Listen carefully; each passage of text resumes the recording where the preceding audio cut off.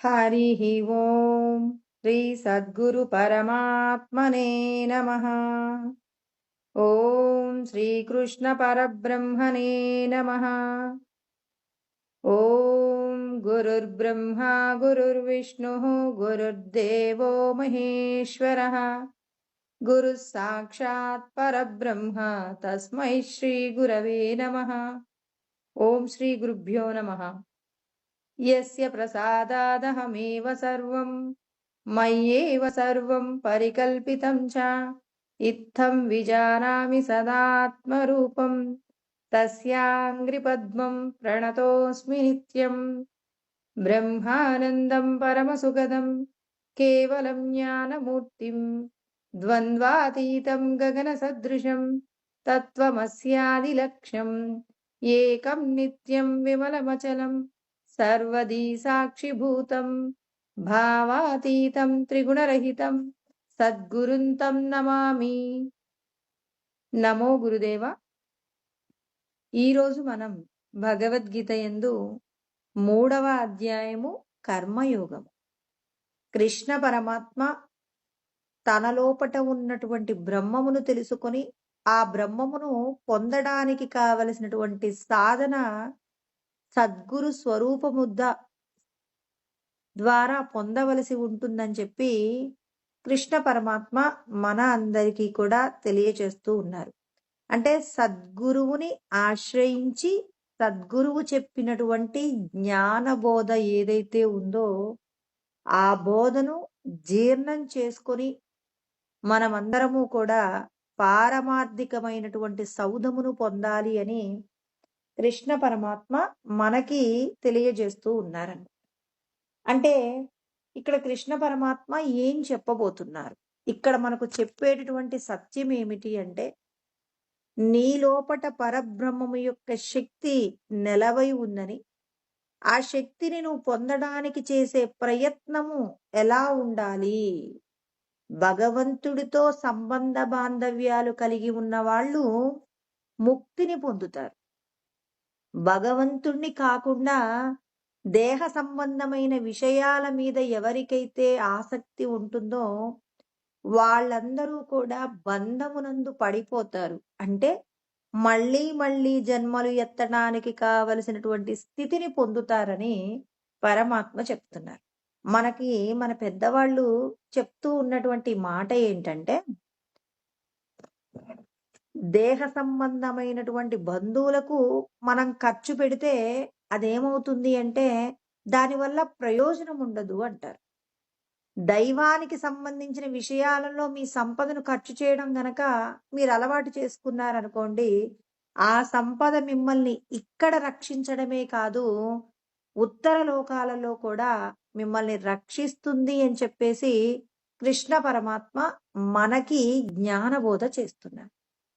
నీ లోపట ఉన్నటువంటి పారమార్థికమైనటువంటి సత్యము ఎలా నువ్వు పొందగలవు అంటే, నువ్వు చేసేటటువంటి కర్మలలో ఉన్న దోషాన్ని తెలుసుకొని ఆ దోష నివారణ కోసం నువ్వు ఏ విధమైనటువంటి కర్మను చేస్తే నిన్ను నువ్వు రక్షించుకోగలవో పరమాత్మ కర్మయోగమునందు వివరణ చేసి ఉన్నారండి. కర్మయోగమునందు చెప్పబడిన సత్యం ఏంటంటే, కృష్ణ పరమాత్మ చెప్తున్నారు, నేను యజ్ఞముల చేత లోకాలన్నీ సృష్టి చేశాను అని చెప్పేసి పరమాత్మ చెప్తున్నారు. అందుకే కదండి, సహయజ్ఞా ప్రజా సృష్ట్వా పురోవాచ ప్రజాపతి అంటే ప్రజాపతి ద్వారా నేను లోకాలన్నింటినీ కూడా సృష్టింపచేశాను అన్నారు. అంటే ఇక్కడ పరమాత్మ చెప్పిన సత్యం ఏమిటి? యజ్ఞముల ద్వారా మాత్రమే ప్రజాపతి కూడా ప్రజలందరినీ కూడా సృష్టించారు అన్నారు. మీరు కూడా యజ్ఞయాగాది క్రతువులను నిర్వహించండి, మిమ్మల్ని మీరు ఉద్ధరించుకోండి. మీరు మీ యొక్క శ్రేయస్సు కోసం చెయ్యవలసిన కర్మ ఏమిటి అంటే, పరులకు ఉపకారము జరిగేలాగా మీరు ప్రవర్తించవలసి ఉంటుంది అని కృష్ణ పరమాత్మ చెప్తున్నారు.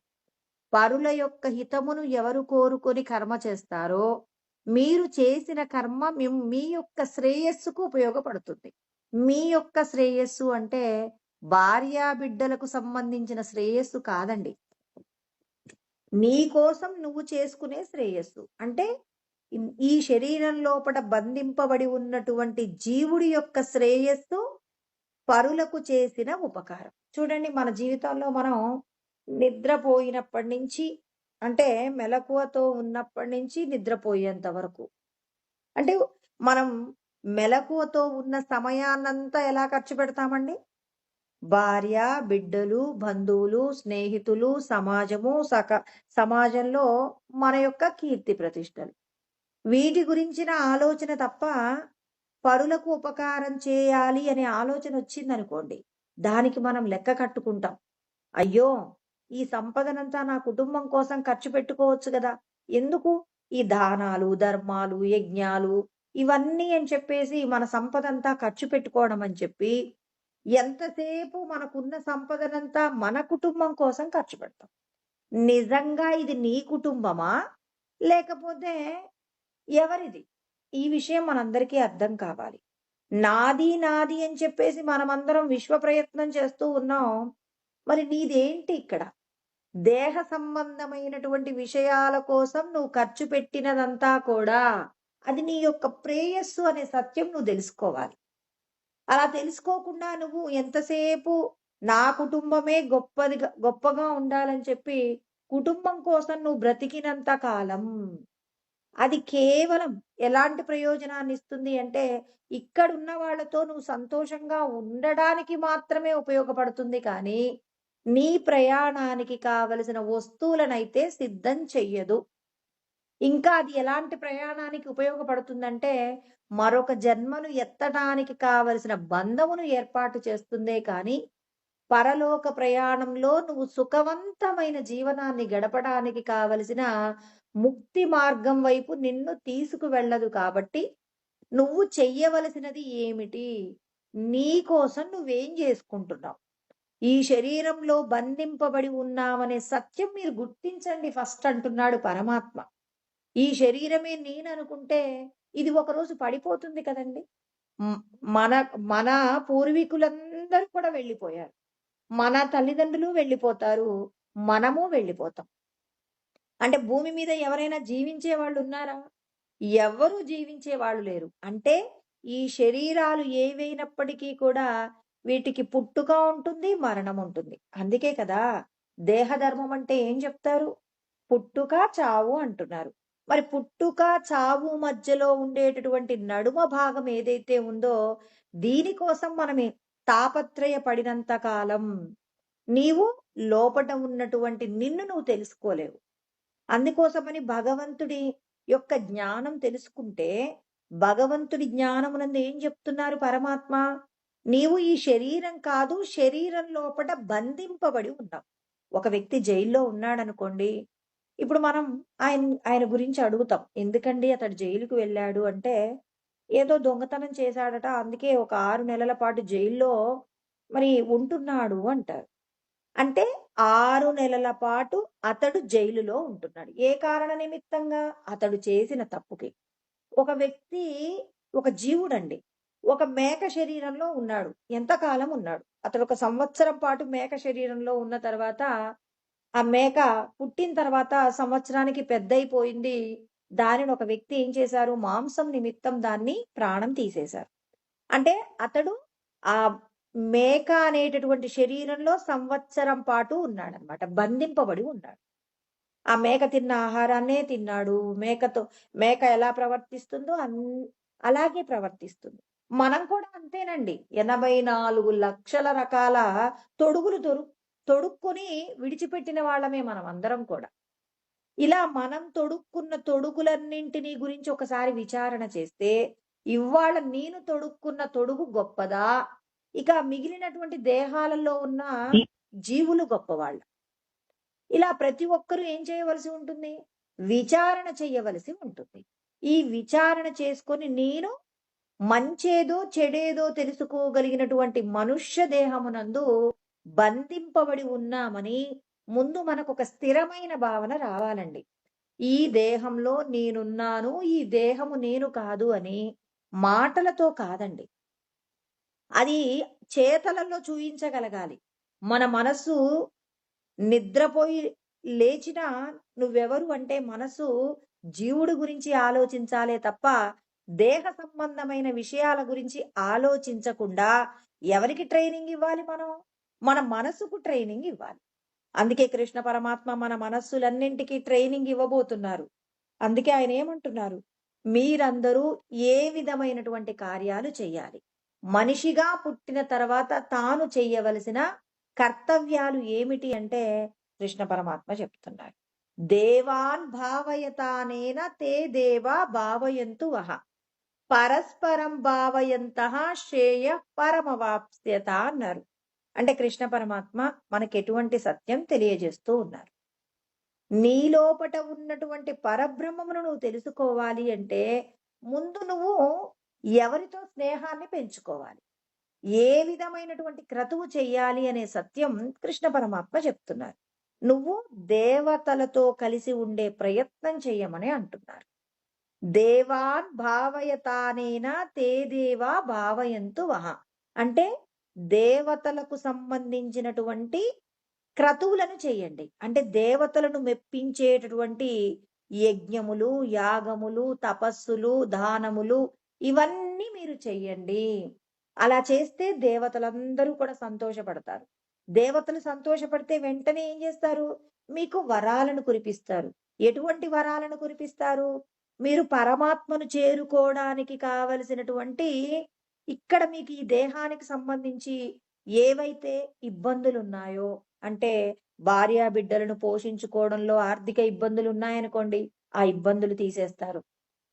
ఇంకా ఆర్థిక పరమైనటువంటి సంపదలు, అనారోగ్యాలు, ఇంకా సమాజంలో మీ పిల్లల యొక్క చదువులు, ఉద్యోగాలు, మీ కీర్తి ప్రతిష్టలు ఇవన్నీ మీకుంటే మీరు భగవంతుడి యొక్క సాధనను పెంచుకోగలుగుతారని. అంటే పరమాత్మను చేరుకోవడానికి కావలసిన గొప్ప సాధన చేసుకోవడానికి దేవతలు మనకేం చేస్తారు? ఉపకారం చేస్తారట. అంటే దేవతలు మనకు ఉపకారం చెయ్యాలి అంటే ఏం చేయాలి ఇక్కడ?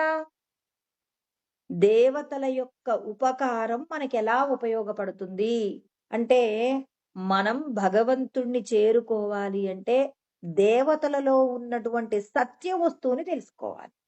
దేవతలలో ఉన్న సత్య వస్తువు ఎవరు? పరమాత్మయే దేవతలలో కొలువై ఉన్నారు. మనల్ని నడిపిస్తున్నటువంటి దైవమే వివిధ రూపాలలో ఈ లోకం మీద ప్రవర్తిస్తూ ఉన్నారు. కాబట్టి ముందు మనం ఎవరి పాదాలు పట్టుకున్నాం? దేవతల పాదాలు పట్టుకొని దేహ సంబంధమైనటువంటి సుఖములను పొందడం కోసం మీరు ప్రయత్నం చెయ్యండి అని చెప్పేసి కృష్ణ పరమాత్మ మనకు జ్ఞానబోధ చేస్తున్నారు. నీ లోపట ఉన్నటువంటి పరబ్రహ్మమును బయటికి తీయడానికి నువ్వు ఎవరితో సంబంధ బాంధవ్యాలు కొనసాగించాలి? సద్గురువు దగ్గర ఉపదేశాన్ని పొందావు అంటే నీకు భగవంతుడు నేర్పించే సత్యం ఏమిటి? నువ్వు దేహము కాదు ఆత్మవి అని చెప్పాక నువ్వు దేహ సంబంధమైన విషయాల కంటే ఆత్మ సంబంధమైన స్థితిని పొందడానికి ఎవరెవరితో చక్కటి అన్యోన్యమైన సంబంధం పెట్టుకోవాలి, భగవత్ సంబంధమైన క్రతువులు చెయ్యాలి అని చెప్తున్నారు. చాలా మంది ఏం చెప్తారంటే ఇక మనం సద్గురువు దగ్గర ఉపదేశాన్ని పొందాం కాబట్టి ఇక దైవ సంబంధమైన ఏ కార్యాలు చెయ్యక్కర్లేదు అంటారు. అంటే భగవంతుడి కోసమే ప్రయత్నమా మనం?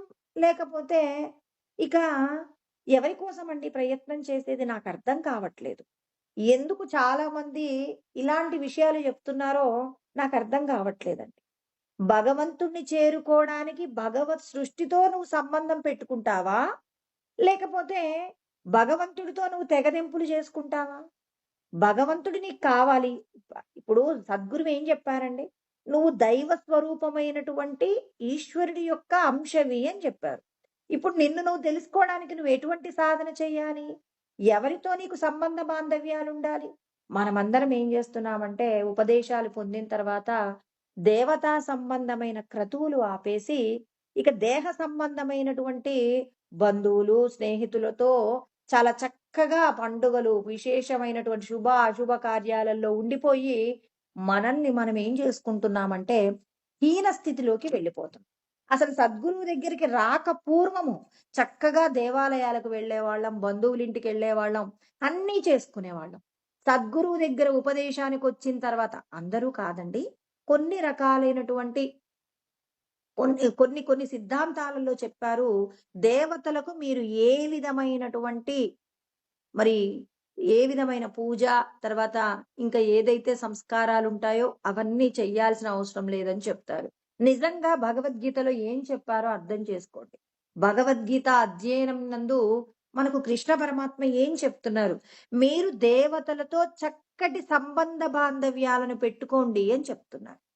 నిరంతరం ఉదయం లేచినప్పటి నుంచి పడుకునేంత వరకు భగవత్ సంబంధమైన ఏదో ఒక కీర్తన, మనకి ఎన్ని సంకీర్తనలు ఉన్నాయండి. అమ్మవారిని స్తుతించడం దగ్గర నుంచి లలితా సహస్రనామాలు, విష్ణు సహస్రనామాలు, హనుమాన్ చాలీసా, ఆదిత్య హృదయం, శివ పంచాక్షరి, లింగాష్టకం, ఇలా ఎన్నెన్ని మంత్రాలు ఉన్నాయండి. ఇందులో ఏదో ఒకటి ఖాళీ సమయం దొరికితే చాలు, ఆ సమయంలో భగవత్ సంబంధమైన స్తుతి చేసుకో. నిన్ను నువ్వు ఉద్ధరించుకోవడానికి భగవత్ సంబంధమైన భగవద్గీత యందు చెప్పబడిన విషయాలను నువ్వు తెలుసుకుంటూ సత్కర్మను చేస్తూ ఉండు. పరులకు ఉపకారం కలిగించే కర్మను చేస్తుండు. దేవతల యొక్క సహాయం అందిందనుకోండి. ఇప్పుడు ఎవరైతే భగవంతుడు పాదాలు పట్టుకుంటారో, ఆ భగవంతుడు పాదాలు పట్టుకున్న వారికి ప్రకృతి సహకరిస్తుంది అంటారు. ఎలా సహకరిస్తుందో చెప్పండి? ప్రకృతి అంటే ఎవరు? ఈ లోకంలో భగవంతుడు వివిధ రూపాలలో ముక్కోటి దేవతల రూపంలో సృష్టించినటువంటి సృష్టి అంతా కూడా ప్రకృతి రూపంలో ఉంటుందండి. ఆ ప్రకృతి మనకు సహాయం చేయాలంటే, ఆ ప్రకృతికి ఉపకారం జరిగేలాగా ఎప్పుడు భగవన్నామ స్మరణ చేస్తూ ఉన్నామనుకోండి, ఇక్కడ నీకు ఉన్నది ఒకటే రూపం వివిధ రూపాలలో విస్తరించి ఉంది కాబట్టి, నువ్వేం చేస్తున్నావు? నీ నోటికొచ్చినటువంటి భగవంతుడి నామం పలుకుతూ నిరంతరం నీ యొక్క కర్మలన్నీ కూడా పరులకు ఉపకారం జరిగేలాగా కర్మ చేస్తున్నారనుకోండి, ఆ కర్మ మిమ్మల్ని ఏం చేస్తుంది అనంటే, మీరు చేసేటటువంటి కర్మలలో ఏవైనా పాపపు కర్మలు మీ అమలులోకొచ్చినా, అంటే మీ ప్రారబ్ధ కర్మ అమలులోకొచ్చినా, మిమ్మల్ని రక్షించడానికి ప్రకృతి రక్షిస్తుందండి. ప్రకృతి అంటే దేవతలందరూ మీకు సహాయం చేస్తారు. ఇక మేము బ్రహ్మమైపోయాం, దేవతలతో సంబంధం ఏముంది అంటే, మరి దేవతలు మీకెందుకు సహాయం చేస్తారు? ప్రకృతి ఎక్కడ సహాయం చేస్తుంది? అందుకే బంధువులు ఎంతకాలం ఉంటారండి? కొద్ది రోజుల పాటు ఉంటారు. ఈ దేహం ఉన్నంత వరకు ఉంటారు. ఈ దేహం విడిచిపెట్టిన తర్వాత నీ వెంట వస్తారా? నీ వెంట రాని వాళ్ళ కోసం అని చెప్పేసి మీ సంబంధ బాంధవ్యాలు కొనసాగిస్తున్నారు. దేహ సంబంధమైనటువంటి భార్య, బిడ్డలు ఇవంతా కూడా అశాశ్వతమండి. కొద్ది రోజుల పాటు మాత్రమే మనతో ఉంటాయి. ఆ కొద్ది రోజుల తదనంతరం నీ వెంట రాని విషయాల కోసం నువ్వు తాపత్రయాన్ని తగ్గించి, దేవ సంబంధమైన అంటే దైవ సంబంధమైనటువంటి క్రతువులు చేయటం యందు నీ యొక్క కర్మను వినియోగించవలసి ఉంటుందని కృష్ణ పరమాత్మ మనకు జ్ఞానబోధ చేస్తూ ఉన్నారు. ఎటువంటి జ్ఞానాన్ని అందిస్తూ ఉన్నారు? నీ లోపట ఉన్నటువంటి సద్గురువు ప్రకాశించాలి అంటే దేవతలకు సంతోషకరమైన కర్మలను చేస్తూ ఉండండి. అంటే మనం లేచినప్పటి నుంచి పడుకునేంత వరకు నువ్వు ఏ నామస్మరణ చేసినా అది ఒక్క ఈశ్వరుడే, నీ లోపట ఉన్న సద్గురువే వీటన్నింటినీ అందుకుంటున్నాడనే భావన చేత ఏ రూపంతో పిలిచినా ఆ పరమాత్మ పలుకుతాడు. ఇప్పుడు మీకొక్క పిల్లవాడు ఉన్నాడనుకోండి, వాడిని కన్నయ్య అంటారు, చిన్నయ్య అంటారు, నాన్న అంటారు. ఎన్ని రకాల పేర్లు పిలిచినా మీకున్న పిల్లలు ఎంతమందండి? ఒక్క పిల్లవాడికి ఉన్నటువంటి పేర్లు 10 రకాలుగా పిలుస్తున్నారు. ఇప్పటి వరకు ఎందుకంటే ఒక మనిషి ఉదయం లేచినప్పటి నుంచి సాయంత్రం పడుకునేంత వరకు అతడు ఏ ఏ ధర్మాలు చేస్తాడో ఒక్కసారి ఆలోచించండి. ఒక పురుషుడిని తీసుకుంటే అతడు తన తల్లిదండ్రుల దగ్గర కొడుకుగా ఉంటాడు. తన భార్య దగ్గర భర్తగా ఉంటాడు. పిల్లల దగ్గర తండ్రిగా ఉంటాడు. ఉద్యోగస్తుల దగ్గర పై అధికారిగా యజమానిలాగా ఉంటాడు. అతనికంటే పై అధికారి కింద అతడు తక్కువ స్థాయిలో అధికారిగా ఉంటాడు. ఇలా ఒక్కొక్క స్థాయిలో ఒక్కొక్క ధర్మం పాటిస్తాడా లేదా? మరి అతనికి బాగా పాటలు పాడడం వచ్చు. ఇప్పుడు అతను ఏం చేస్తాడు? అతను చేసే ఉద్యోగాన్ని పూర్తి చేసుకున్న తర్వాత ఇంటికొస్తాడు. మళ్ళీ ఏం చేస్తాడు?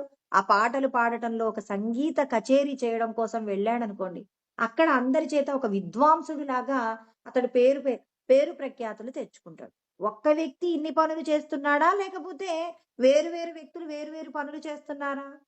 ఒక వ్యక్తియే ఒక చోట తండ్రిగా ఉన్నాడు, ఒక చోట కొడుకుగా ఉన్నాడు, ఒక చోట తాతగా ఉన్నాడు, ఒక చోట బం ఒకరికి స్నేహితుడుగా ఉన్నాడు. అంటే ఒక్క వ్యక్తే ఇన్ని ధర్మాలు చేస్తున్నప్పుడు, ఒక్క పరమాత్మయే ఈ జగత్తంతటికి కూడా అధికారిగా ఎందుకుండడండి? ఇలా మనం పరమాత్మను అంతటా చూసినప్పుడు, పరమాత్మ యొక్క సృష్టిని గౌరవించి, ఏ నామంతో నువ్వు భగవంతుణ్ణి స్తుతి చేసినా, ఈశ్వరుడు నువ్వు పిలిచితే పలుకుతాడండి. కృష్ణ అంటే పలుకుతాడు, శివ అంటే పలుకుతాడు, సాయి అంటే పలుకుతాడు, అమ్మ అంటే పలుకుతాడు. ఏ రూపంతో పిలిచినా పలికేదెవరు? పరమాత్మయే పలుకుతాడు. ఈ సత్యం తెలుసుకోమంటున్నారు. దేవతలను సృష్టించిన సృష్టికర్త పరమాత్మయే కాబట్టి, దేవతలుగా ఉన్నది ఎవరు? పరమాత్మయే ఉన్నారు. ఇప్పుడు అమ్మవారిని పూజిస్తున్నావు, ఎవరికి పూజ జరుగుతుంది? పరమాత్మ అమ్మవారి రూపంలో నీ నుండి పూజలను స్వీకరిస్తూ ఉన్నారు. అంటే మీరందరూ భగవంతుడితో సాన్నిహిత్యాన్ని పెంచుకుంటారా? నశించిపోయేటటువంటి దేహ సంబంధమైన విషయాల కోసం మీ సమయాన్ని ఖర్చు పెట్టుకుంటారా అని కృష్ణ పరమాత్మ మనలో ఏదైనా ఒక సందేహం ఉంటుందేమోనని ఆ సందేహ నివృత్తి చేస్తున్నారండి. మీరు భగవంతుడితో సంబంధాలు పెట్టుకోండి. దేహ సంబంధమైన కార్యాలలో మీకు శత్రువులు లేకుండా వెళ్ళిపోతారు. మనకి కావాల్సింది ఏంటండి? ఇప్పుడు మనం అందరం రోజు ఎందుకు బాధపడతామండి? మనల్ని ఎవరైనా బయటికెళ్తే తిట్టేవాళ్ళు ఉన్నారనుకోండి, తల వంచుకొని వెళ్తాం, బాధపడతాం. అయ్యో! పలానా వ్యక్తి ఎదురుగా రాకుండా ఉంటే బావుండండి. ఆ వ్యక్తి నాకు ఎదురుగా కనపడితే నన్ను తిట్టేస్తాడు. నేను చేసే పనిని సరిగ్గా చేయలేను. ఆయన తిట్టిన తిట్లే గుర్తొస్తాయి నాకు అని స్వామి, స్వామి ఆయన లేకుండా చూడండి స్వామి అనుకుంటున్నాం. దేహ సంబంధమైన విషయాలలో నీకొక శత్రువు లేకుండా చెయ్యగలిగిన జ్ఞానం ఈశ్వర సంబంధమైన ఆత్మజ్ఞానము తప్ప అన్యమైనటువంటి ఏ జ్ఞానము కూడా నీకు శత్రువులు లేకుండా చేసి పెట్టగలిగిన స్థితి ఉన్న జ్ఞానం ఈ లోకంలో లౌకిక జ్ఞానంలో ఎక్కడా దొరకదండి. ఏ శాస్త్రంలో కూడా నీకు చెప్పబడదు. ఆత్మజ్ఞానము, బ్రహ్మజ్ఞానము, రాజవిద్య యందు మాత్రమే నీకు శత్రువులను లేకుండా నువ్వు ఎప్పుడూ సంతోషంగా ఉండడానికి కావలసిన స్థితిని ప్రసాదించగలిగినటువంటి జ్ఞానం బ్రహ్మజ్ఞానమే. కాబట్టి కృష్ణ పరమాత్మ మన అందరికీ కూడా చక్కటి జ్ఞాన ఉపదేశం చేస్తున్నారు. మీరందరూ కూడా మీ యొక్క శ్రేయస్సు కోసం ప్రయత్నం చేయండి. కృష్ణ పరమాత్మ చెప్పిన మాట జాగ్రత్తగా పట్టుకోవాలి. పరస్పరం భావయంతః శ్రేయ పరమవాప్స్యద. మీ యొక్క శ్రేయస్సు కోసం ప్రయత్నం చెయ్యమని చెప్తున్నారు. మనం దేవతలను పూజిస్తేనండి, దేనికోసం పూజ చేస్తామండి? స్వామి నీకు నేను ఒక 1116 రూపాయలు మీకు నేను హుండీలో వేస్తానండి. మా అమ్మాయి బాగా చదువుకునేలాగా మీరు ఆశీర్వాదం చెయ్యమని అడుగుతున్నాం. మరి కృష్ణ పరమాత్మ ఏది కోరుకోమంటున్నారో జాగ్రత్తగా ఈ శ్లోకంలో విచారణ చెయ్యండి. శ్రేయస్సు కోసం ప్రయత్నం చేయమంటారు. ఏంటి శ్రేయస్సు? నీలో ఈ శరీరం లోపట ఉన్నటువంటి నీకు శ్రేయస్సు, పరులకు ఉపకారం జరగటం. అందుకే దాన ధర్మాలు చేయమంటారు, గుడిలో ఏం చేయమంటారు? సేవ చేయమంటారు, పూజ చేయమంటారు, ప్రదక్షిణలు చేయమంటారు. ఇవన్నీ నీకు దేనికి ఉపయోగపడాలి? భార్యా బిడ్డల యొక్క సుఖం కోసం కాదండి. ఈ భార్యా బిడ్డలకు సంబంధించిన విషయాలన్నీ కూడా ఈశ్వరుడు నువ్వు గుడిలోకి అడుగు పెట్టినంత మాత్రము చేతనే నీకు రాబోయే కష్టాన్ని తీసేస్తాడు. దాని గురించి నువ్వు ప్రత్యేకంగా ప్రదక్షిణ చేయనవసరం లేదు. అక్కడ నువ్వు పూజ చేయనవసరం లేదు. అక్కడ ఇంకా నువ్వు ఏదైతే సేవ చేస్తున్నావో, నువ్వు ఏదైతే దానం చేస్తున్నావో, ఏదైతే యజ్ఞం చేస్తున్నావో, ఏదైతే తపస్సు చేస్తున్నావో, ఇవన్నీ కూడా ఏం కావాలి? భగవంతుడు ఆల్రెడీ నువ్వు అడుగు పెట్టగానే దేహ సంబంధమైన నీ కష్టాలన్నీ తీర్చేస్తాడు.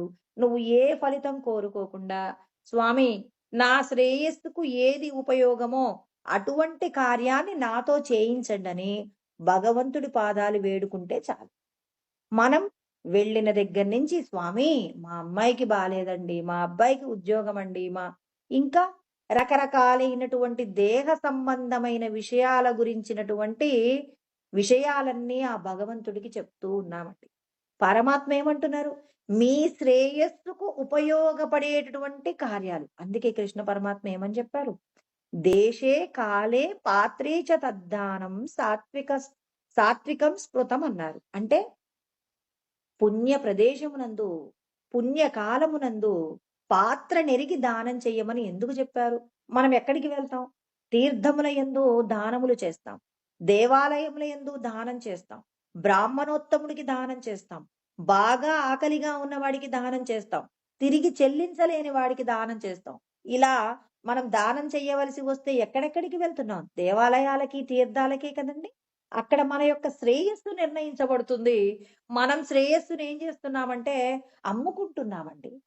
ఈ అమ్ముకోవడం గురించొస్తే నేనొక చిన్న ఒక కథ చెప్తానండి. ఏంటంటే ఒక ఆయనట బాగా ఈ స్ ఈశ్వరుడి యొక్క జ్ఞానం తెలిసినటువంటి ఆయన అందరి దగ్గర పుణ్యం కొనుక్కుందాం అనుకున్నాడట. అతడి దగ్గర చాలా బంగారం ఉందట. మరి పుణ్యం రావాలి అంటే చాలా కష్టపడాలండి. ఎంత కష్టపడాలి అంటే, ఇప్పుడు నేనెవరికైనా అన్నం పెట్టాననుకోండి. నేను పెట్టినటువంటి అన్నం అవతలి వాళ్ళకు చేరి నాకది పుణ్యం కావాలంటే, భగవంతుడు ఎన్నో రకాల విధానాలు జెప్తాడు. మరి ఇంత నాకెందుకు? ఇదంతా నా వల్ల కాదు. ఎవరైతే ఇప్పుడు మనకి అమెరికా వెళ్తున్నానండి. డాలర్లు కావాలి నాకు. డాలర్లు కావాలంటే ఇప్పుడు నేనేం జేయాలి? నా దగ్గర ఉన్న ఈ రూపాయలన్నీ తీసుకెళ్ళి డాలర్లుగా మార్చుకోవాలి. ఇప్పుడు డాలర్లున్న వాళ్ళే నాకు బంధువులయ్యారనుకోండి. ఇప్పుడు నా డబ్బు నా దగ్గరే ఉంటుంది. డాలర్లు మన ఇంటికి గూడా వచ్చేస్తున్నాయి. అదే విధంగా ఇక్కడ ఒక వ్యక్తట పుణ్యం కొనుక్కుందాం అనుకున్నాడట. అయ్యో! చాలా రకాలైనటువంటి పుణ్యకార్యాలు చెయ్యాలి. నేను చేసిన పనులలో మరి అది పుణ్యంగా మారుతుందో, పాపంగా మారుతుందో శాస్త్రం తెలుసుకోవాలి. శాస్త్రం చెప్పినట్టుగా కర్మలు చెయ్యాలి. ఇన్ని విషయాలు కూడా నాకెంతో ప్రయాస, సమయం పడుతుంది. నాకిప్పటికిప్పుడు పుణ్యం కావాలి అని నిర్ణయించుకున్నాడట. నిర్ణయించుకొని వెంటనే ఆయన ఏం చేశాడంటే, ఇక్కడ పుణ్యం కొనబడును. మీ పుణ్యానికి తగిన బంగారం మీకివ్వబడును అన్నారట. వెంటనే అందరూ ఏం చేశారు? ఎక్కడో స్వర్గలోకంలో ఏదో సుఖం అనుభవిస్తామని జెప్పేసి, ఇక్కడ మనకి కష్టాలున్నాయి. ఈ దేహ సంబంధమైన కష్టాలు, భార్యాబిడ్డలకు సంబంధించిన కష్టాలు తీర్చుకోవడానికి మాకు డబ్బవసరమని అందరూ కూడా మరి పుణ్యాన్ని అమ్ముకునే ప్రయత్నం చేశారు. పుణ్యం ఎలా వస్తుంది? మంచి మాటలు చెప్తే వచ్చిన పుణ్యం, ఇతరులకు అన్నదానం చేస్తే వచ్చిన పుణ్యం, ఇతరుల గురించి మనం మంచిగా ఎవరైనా మనల్ని ఆశీర్వదించమంటే వాళ్ళు బాగుండాలి అని మనఃపూర్వకంగా చేసిన ఆశీర్వాదం వల్ల వచ్చిన పుణ్యం. ఇలా వచ్చిన పుణ్యాన్నంతా కూడా ఓ మహానుభావుడు ఏం చేస్తున్నాడు? బంగారం ఇచ్చి కొనుక్కుంటున్నాడండి. ఇలా అందరూ కూడా వెళ్తున్నారు. వాళ్ళ పుణ్యాన్ని ఏమంటారు? త్రాసులో పెడుతున్నారు. బంగారాన్ని కొనుక్కుంటున్నారండి. ఇప్పుడు ఒక కట్టెలు కొట్టుకునేటటువంటి వ్యక్తి భార్య కూడా అన్నదట. ఏవండీ! ఏవండీ! మీరు కూడా ఏదో ఒక పుణ్యం చేసుంటారు. మీరు కూడా వెళ్ళి మరి మీకున్న పుణ్యాన్ని తాకట్టు పెట్టేయండి. తాకట్టు పెట్టడం కాదండి. అమ్మేయండి. అమ్మేస్తే ఎంతో కొంత బంగారం వస్తుంది. ఎంతకాలమని కట్టెలు కొట్టుకొని బతుకుతాం. ఇదంతా ఏమొద్దు మీరెళ్ళండి అంటే, అయ్యో! నేనేం పుణ్యకార్యాలు చేశానమ్మా? నేనేం చేయలేదు. ఏం పర్లేదండి. మీరు గూడా వెళ్ళండి. అందరూ గూడా వెళ్తున్నారు. ఎంతో కొంత పుణ్యం ఉందని కొంత బంగారపు ముద్ద తెచ్చుకుంటున్నారు. మీరు కూడా వెళ్ళండి. దారిలో మీకు నేనేం జేస్తాను, ఒక 4 రొట్టెలు మీకు పెడతానండి.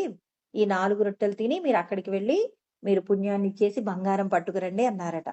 ఇంక భార్య మాట కాదనలేక ఆయన వెళ్తూ, వెళ్తూ అనుకుంటున్నాడు నేనేం పుణ్యం చేశానా? అసలు ఏనాడు పుణ్యం చేసిందేముంది? ఎవరికైనా సహాయం చేశానా? ఎప్పుడు కట్టెలు కొట్టుకోవడం, దానికి సంబంధించిన వచ్చిన డబ్బులతో బ్రతకడమే. నేనేం పుణ్యం చేశాను? నా ఖాతాలో ఏం పుణ్యం ఉందో అనుకుంటూ వెళ్తున్నాడట. అలా వెళ్తూ ఉంటే దారిలో ఒక వ్యక్తి బాగా ఆకలితో ఉన్నాడట. ఆకలితో ఉంటే ఈయన రొట్టెలు తిందామని ఒక చెట్టు కింద కూర్చున్నాడనమాట. కూర్చోగానే ఆ వ్యక్తి ఇతని వైపే చూస్తున్నాడు. "ఏంటి స్వామి నా వైపే చూస్తున్నారంటే," "బాగా ఆకలిగా ఉంది నాయనా 3 రోజులైంది తినక. నాకేమైనా ఉంటే ఇవ్వగలరా?" అంటే, పర్వాలేదు స్వామి" అని ఒక 2 రొట్టెలిచ్చారట. ఆయన అవి తిన్నాడట. తిని మళ్ళీ ఈయన వైపే చూస్తున్నాడు. "ఏంటి స్వామి కడుపు నిండలేదా?" అంటే, "నిండిందయ్యా. మళ్ళీ రేపొద్దుడికి నాకు ఆహారం ఎలానా అని ఆలోచిస్తే భయమేస్తుంది. ఇప్పటికే 3 రోజులు ఆకలితో ఉంటే ఆ ఆకలి బాధ ఎలా ఉందో నాకర్థమైందయ్యా" అంటే, అయితే నా దగ్గర ఇంకో 2 రొట్టెలున్నాయని చెప్పేసి, ఆ 2 రొట్టెలు కూడా ఇచ్చి రేపటికి తినండి స్వామి అని చెప్పేసి, ఆయన వెళ్ళిపోయాడట. వెళ్ళిపోయి పుణ్యం అమ్ముకునే దగ్గరికెళ్ళాడు గదండీ! అక్కడ అందరూ కూడా ఒక్కొక్కరు కూడా ఏం జేస్తున్నారు? కేజీల కేజీల బంగారం ముద్దలు తీసుకొని పోతున్నారట. అలా తీసుకొని వెళ్ళిపోతూ ఉంటే ఈయనకు భయమేస్తుంది. నేనెవ్వరికీ ఏమీ చేయలేదు ఎప్పుడు. మరి నా భార్యేమో బంగారం తీసుకురమ్మని చెప్పి పంపించింది అని భయంతో అందరికంటే వెనకాల నిలబడ్డాడట. అందరూ ఎంతో కొంత వాళ్ళ పుణ్యం ఇచ్చేశారు. బంగారం తీసుకొని వెళ్తున్నారు. చివరికి ఈ వ్యక్తి మాత్రమే మిగిలిపోతే, ఆ వ్యక్తి పిలిచారట. "ఏ నాయనా రా! ఏంటి నీకొద్దా బంగారం? ఎందుకు వెనక ఉంటున్నావంటే" "లేదు స్వామి. నేను ఏ విధమైనటువంటి పుణ్యకార్యాలు చేసి లేనండి. మరి నాకేం బంగారం వస్తుందండి? ఒకవేళ నేను ఆ త్రాసులో కూర్చున్న తర్వాత నా ఖాతాలో ఏ పుణ్యం లేదని తెలిస్తే, అందరి ముందు పరువు పోతుందని జెప్పేసి అందరూ వెళ్ళిపోయేంత వరకు నేనున్నాను స్వామి" అన్నారట. "పర్లేదు నాయనా రా" అని చెప్పేసి కూర్చోబెట్టారట. కూర్చోబెడితే ఆ పుణ్యం కొనేటటువంటి వ్యక్తి ఎంత బంగారం త్రాసులో వేసినా శ్రీకృష్ణ తులాభారం నందు మరి సత్యభామ భర్తను కొనుక్కోవడానికి నారదుడికి అమ్ముతుంది కదండీ కృష్ణ పరమాత్మని. తనకున్న బంగారాన్ని మొత్తం కూడా వేసినా కృష్ణ పరమాత్మ కొంచెం కూడా కదలనట్టు, ఈయన త్రాసులో కూర్చుంటే కూడా ఆ పుణ్యం కొనుక్కునే వ్యక్తి ఎంత బంగారం వేసినా ఆ త్రాసు మాత్రం పైకి లేవట్లేదట. "ఏం నాయనా ఏం చేశావు నాయనా? నువ్వు చేసిన పుణ్యం ఏంటో ఒక్కసారి చెప్పరా బాబు" అంటే, "నాకు తెలిసి నేనేం చేయలేదండి" అంటే, "నువ్వొచ్చేటప్పుడు ఏం చేశావో చెప్పు" అన్నారట. అంటే, "ఏమీ లేదండి, ఒకాయన ఆకలవుతుంది అన్నారు. నేను రొట్టెలు తిందామనుకున్నా. అలా అనుకున్నప్పుడు ఆయన ఆకలితో ఉంది అన్నారు. 3 రోజుల నుంచి తినలేదన్నారు. నాకు బాధేసిందండి. వెంటనే నేను తినే రొట్టెలు ఆయనకిచ్చేశాను. అంటే నేనిప్పుడు ఖాళీ కడుపుతో ఉండి అతడి ఆకలి తీర్చాను. తర్వాత నాయన ఇంకేం చేశావన్నారు. అంటే రేపటికి కూడా నాకు ఆహారం దొరుకుతుందో లేదో అన్న బెంగ ఉందండి. ఆ బెంగ చేత నాకు ఇప్పుడు భయమేస్తుంది" అంటే, రేపటి గురించి నాకేం బాధ లేదని చెప్పి, రేపటికి ఉంచుకున్న ఆ 2 రొట్టెలు కూడా అతనికే ఇచ్చేసొచ్చానండి అన్నారు. "నాయనా నీ ఆకలిని తట్టుకొని మరీ అవతలి వాళ్ళకి సహాయం చేసినందుకు నీ పుణ్యాన్ని ఇంత బంగారం ఇచ్చి కొలటం అనేది కుదరదు నాయన. అంటే నీ పుణ్యానికి ఎంత బంగారం ఇచ్చినా నీ పుణ్యాన్ని కొలవలేము. ఇంకొకటి ఏం చేశావు? రేపటికి అంటే నువ్వు ఇప్పుడు ఆకలితో ఉండడమే కాదు, రేపటి గురించి కూడా ఆలోచించకుండా వేరొక వ్యక్తి యొక్క ఆకలి కోసం అని చెప్పి నీవు ఏం చేశావు? నీ దగ్గరున్న మిగిలిన 2 రొట్టెలు కూడా ఇచ్చావు కాబట్టి నీ పుణ్యాన్ని నేను కొలవలేను" అని చెప్పేసన్నారు. "ఏంటి స్వామి నాకంత పుణ్యం ఉందంటారా?" అంటే, "ఉంది నాయనా. నా దగ్గర ఉన్న ఎంత బంగారం వేసినా నీ యొక్క పుణ్యాన్ని కొలవలేకపోతున్నానంటే" అప్పుడన్నాడట, "స్వామి, స్వామి నాకు ఏ బంగారం వద్దు స్వామి. నాకు ఈ పుణ్యం ఉంటే చాలు.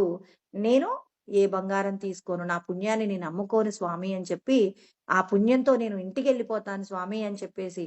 అంటే నేను చేసిన పనిలో ఇంత పెద్ద పుణ్యం ఉందా? ఇంత గొప్పదుందా? నేను అమ్మను అంటే, ఆయన యొక్క అంటే పుణ్యం యొక్క విలువ తెలుసుకున్నందుకు ఆ వ్యక్తి కొంత బంగారం ఇచ్చి అతన్ని పంపించాడట. చూడండి. ఇక్కడ మనం అర్థం చేసుకోవాల్సిందేంటి? పుణ్యం సంపాదించుకోవాలే కానీ ఖర్చు చేసుకోవడానికి ప్రయత్నం చేయకూడదు. మిగిలిన వాళ్ళందరూ కూడా బంగారం ఎక్కువగా వస్తుంటే, ఆ బంగారానికి ఆశపడి పుణ్యాన్నంతా అమ్ముకున్నారు. ఈ వ్యక్తి మాత్రం ఏం చేస్తున్నాడు? నాకు బంగారం లేకపోయినా పర్వాలేదు స్వామి. నా పుణ్యం ఇంత గొప్పది అని తెలిస్తే, నేను పుణ్యం అమ్ముకోవడానికి సిద్ధంగా లేను అని చెప్పేసి వెళ్ళిపోతున్నప్పుడు, నీలాంటి వ్యక్తులే కావాలి నాయనా అని చెప్పేసి, అతనికి కొంత అదనంగా బంగారం ఇచ్చారంటే, మీరు దేవాలయాలలో చేసినటువంటి ఏదైతే దానము, ధర్మము ఏదైతే ఉందో, దానిని మీరేం చేయాలి?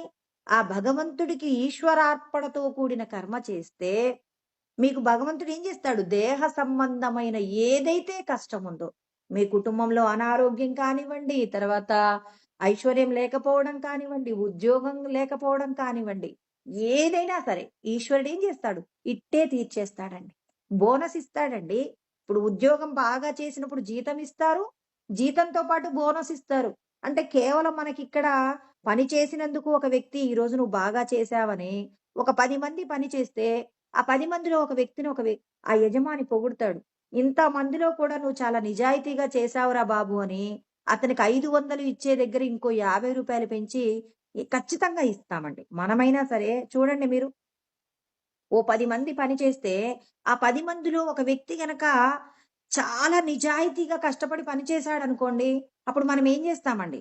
ఖచ్చితంగా ఆ వ్యక్తికి కొంత ఎంతో కొంత ఏదో ఒకటి అతనికి ఇచ్చే ప్రయత్నం చేస్తాం. చివరికి అతనికి మనం ఏమీ ఇవ్వలేకపోయినా సాయంత్రం పూట కనీసం ఇంట్లో వండిన పదార్థమైనా ఒక బాక్స్‌లో పెట్టి తీసుకెళ్ళు అని ఇస్తాం. అంతమందికి ఇవ్వంది ఆయనకెందుకు ఇస్తామండి? అతని యొక్క నిజాయితీ నచ్చుతుంది యజమానికి. పరమాత్మ కూడా అంతే. ఇన్ని వేల కోట్ల మందిలో ఎంతో మంది రోజు లేసినప్పటి నుంచి పడుకునేంత వరకు కర్మలు చేస్తారు. ఆ కర్మలలో ఎవరైతే నిజాయితీగా ఉండి కర్మ చేస్తారో భగవంతుడు ఏం చేస్తాడు? వాళ్ళ యొక్క కర్మకు ఫలితమే కాదు, దానికి కాస్త వడ్డీ అనొచ్చు, బోనస్ అనొచ్చు, ఏదో ఒక రూపంలో పరమాత్మ ఏం చేస్తాడు? మనకు ఆ ఫలితాన్ని మన వెంట పంపిస్తాడండి. మనకెంతసేపు ఎంతొచ్చింది, ఎంత కోరుకున్నామనే దాని మీదనే. ఫలితం మీద ఆసక్తి తగ్గించి, పని మీద మీరు ఆసక్తిని పెంచండి. అప్పుడు మీరు వృద్ధిలోకి వస్తారని కృష్ణ పరమాత్మ మనకి ఈ కథ ద్వారా నేర్పిస్తున్నారు. అవునండి. మనకిక్కడ ఏది చెప్పుకున్నా ఈశ్వరుడి యొక్క అనుగ్రహం చేతనే చెప్పబడుతుంది తప్ప, నేను చెప్తున్నాను, మీరు వింటున్నారు అనుకున్నంత కాలం ఏది కూడా గొప్పదైన ఫలితం ఇవ్వదు. ఆ ఈశ్వరుడు అనుగ్రహంతో మనకి జ్ఞానాన్ని అందిస్తున్నారని మనం ఎప్పుడైతే భావన చేస్తామో, అప్పుడు దానివల్ల పొందే ఫలితం గొప్పగా ఉంటుంది. అంటే నీ శ్రేయస్సుకు ఉపయోగపడేది ఏంటి? నువ్వు చేసేటటువంటి దానము, నువ్వు చేసినటువంటి ధర్మమే నిన్ను రక్షిస్తుంది. అంటే నీ యొక్క శ్రేయస్సు కోసం కష్టపడితే దేహ సంబంధమైన దుఃఖములన్నీ సమసిపోతాయని కృష్ణ పరమాత్మ మన అందరికీ పుణ్య కార్యాలు చేయడం పట్ల, దేవతలను సంతోషపెట్టడం పట్ల మన యొక్క బాధ్యతలను గురించి పరమాత్మ చెప్తున్నారు. ఇది సద్గురువు ద్వారా మనం పొందే ఉపదేశం యొక్క జ్ఞానం అండి. దేవతలను మెప్పించండి. దేవతలను మెప్పిస్తున్నప్పుడు ఇంతకు పూర్వం ఏం చేశాం? ఒక దేవతను పూజించి దేవత ద్వారా ఫలితాన్ని కోరుకున్నాం. ఇప్పుడు మనం ఏం చేస్తున్నాం? దేవతలో ఉన్న పరమేశ్వరుడిని చూస్తున్నాం. నీవు నన్ను ఈ పని చేయమన్నావు, నేను చేస్తున్నానని భగవంతుడు అప్పజెప్పిన బాధ్యతను పరమ ప్రీతితో చేస్తున్నప్పుడు అది లోపట ఉన్న జీవుడు ఏ ఏ పాశముల చేత అయితే బంధింపబడ్డాడో ఆ పాశములనేటటువంటి తాళ్లను తెంచడానికి ఈశ్వరుడు సిద్ధమవుతూ ఉంటాడనమాట. అందుకే శ్రేయః పరమవాప్స్యత అన్నాడు. నీ యొక్క శ్రేయస్సుకు ఉపయోగపడేటటువంటి కర్మ దేవతలను సంతోషపెట్టే కర్మ. ఏంటది? నువ్వు చేసే యజ్ఞము, నువ్వు చేసే దానము, నువ్వు చేసేది. మరి ఎటువంటి కర్మలు చేయాలో మళ్ళీ మనకు సందేహాలు కలుగుతాయి. అందుకే కృష్ణ పరమాత్మ వెంటనే మనకేం చేస్తున్నారంటే గొప్పదైనటువంటి జ్ఞానబోధ చేస్తున్నారు. ఎటువంటి జ్ఞానబోధ చేస్తూ ఉన్నారు? ఇప్పుడు మనం చేసే కర్మలలో ఏ ఏ దోషాలున్నాయో వివరణ చేస్తూ ఉన్నారనమాట. ఎటువంటి దోషాలున్నాయి మనందరికీ అంటే, ఇష్టాన్ భోగాన్ హి వో దేవా దాస్యంతే యజ్ఞభావితాః తైర్దత్తాన ప్రదాయైభ్యో యో భుంకేస్తేన ఏవ సహ. కృష్ణ పరమాత్మ చూడండి ఎంత బాగా చెప్తున్నారు. ఇష్టాన్ భోగాన్ హి ఓ దేవ. అంటే మీకు కోరికలు ఉంటాయి కదా. ఇప్పుడు నాకు ఇంత డబ్బు వస్తే ఇన్ని భోగములను అనుభవించొచ్చు అని మనం అనుకుంటాం కదండి. అంటే నీకు ఇష్టమైనటువంటి భోగములను నువ్వు పొందడానికి నువ్వేం చేస్తావు? దేవతా సంబంధమైన పూజ, క్రతువు, ధ్యానము ఏదో ఒకటి చేసేసావు. ఇప్పుడు మీరు దేవాలయంలోకి వెళ్ళారు, ఒక అరగంట ధ్యానం చేద్దామని కళ్ళు మూసుకొని అలా కూర్చున్నారు. అంటే మీరు ఇక్కడ చేసినటువంటి గొప్ప సాధన ఏంటి? ఇక్కడ మీరు పుష్పాలు తేలేదు, పండ్లు తేలేదు, ఏమీ తేలేదు. అక్కడ దేవాలయంలో కూర్చొని ప్రశాంతంగా భగవంతుడి మీద మనస్సుని లగ్నం చేశారండి. ఇప్పుడు మీరు చేసిన పూజ ఏమైపోయింది? పరా పూజ అయిపోయింది. సాధారణమైనటువంటి పుష్పాలతో చేసినటువంటి ప్రసాదాలతో చేసిన పూజ అపరా పూజ. ఇక్కడ మీరేం చేశారు? పరాపూజ చేయడం అంటే ఆ గుడిలో మీరక్కడ కూర్చొని మీరు భగవంతుడి మీద మనస్సును లగ్నం చేసి మీరు చేసినటువంటి ధ్యానము ఈశ్వరుడికి ఏమైంది? అర్చన జరిగిందండి. ఆ అర్చన ఏమవుతుంది? గొప్పదైనటువంటి పూజ అయిపోయింది.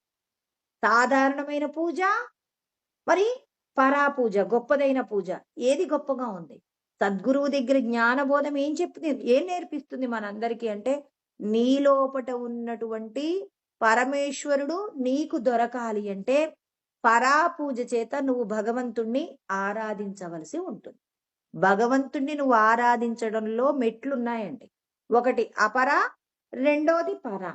అపరా పూజ సాకార రూపంలో ఉన్న దేవతకు పువ్వులు, పుష్పాలు ఇవన్నీ అందిస్తే, పండ్లు, తర్వాత ఇవన్నీ మీరు నైవేద్యాలన్నీ అందిస్తే లోపట ఉన్నటువంటి ఆ దేవతా స్వరూపంలో ఉన్నటువంటి పరమేశ్వరుడికి నువ్వు చేసేటటువంటి పూజ ఏంటి అంటే, నువ్వు భగవంతుడిని ఆరాధించటం.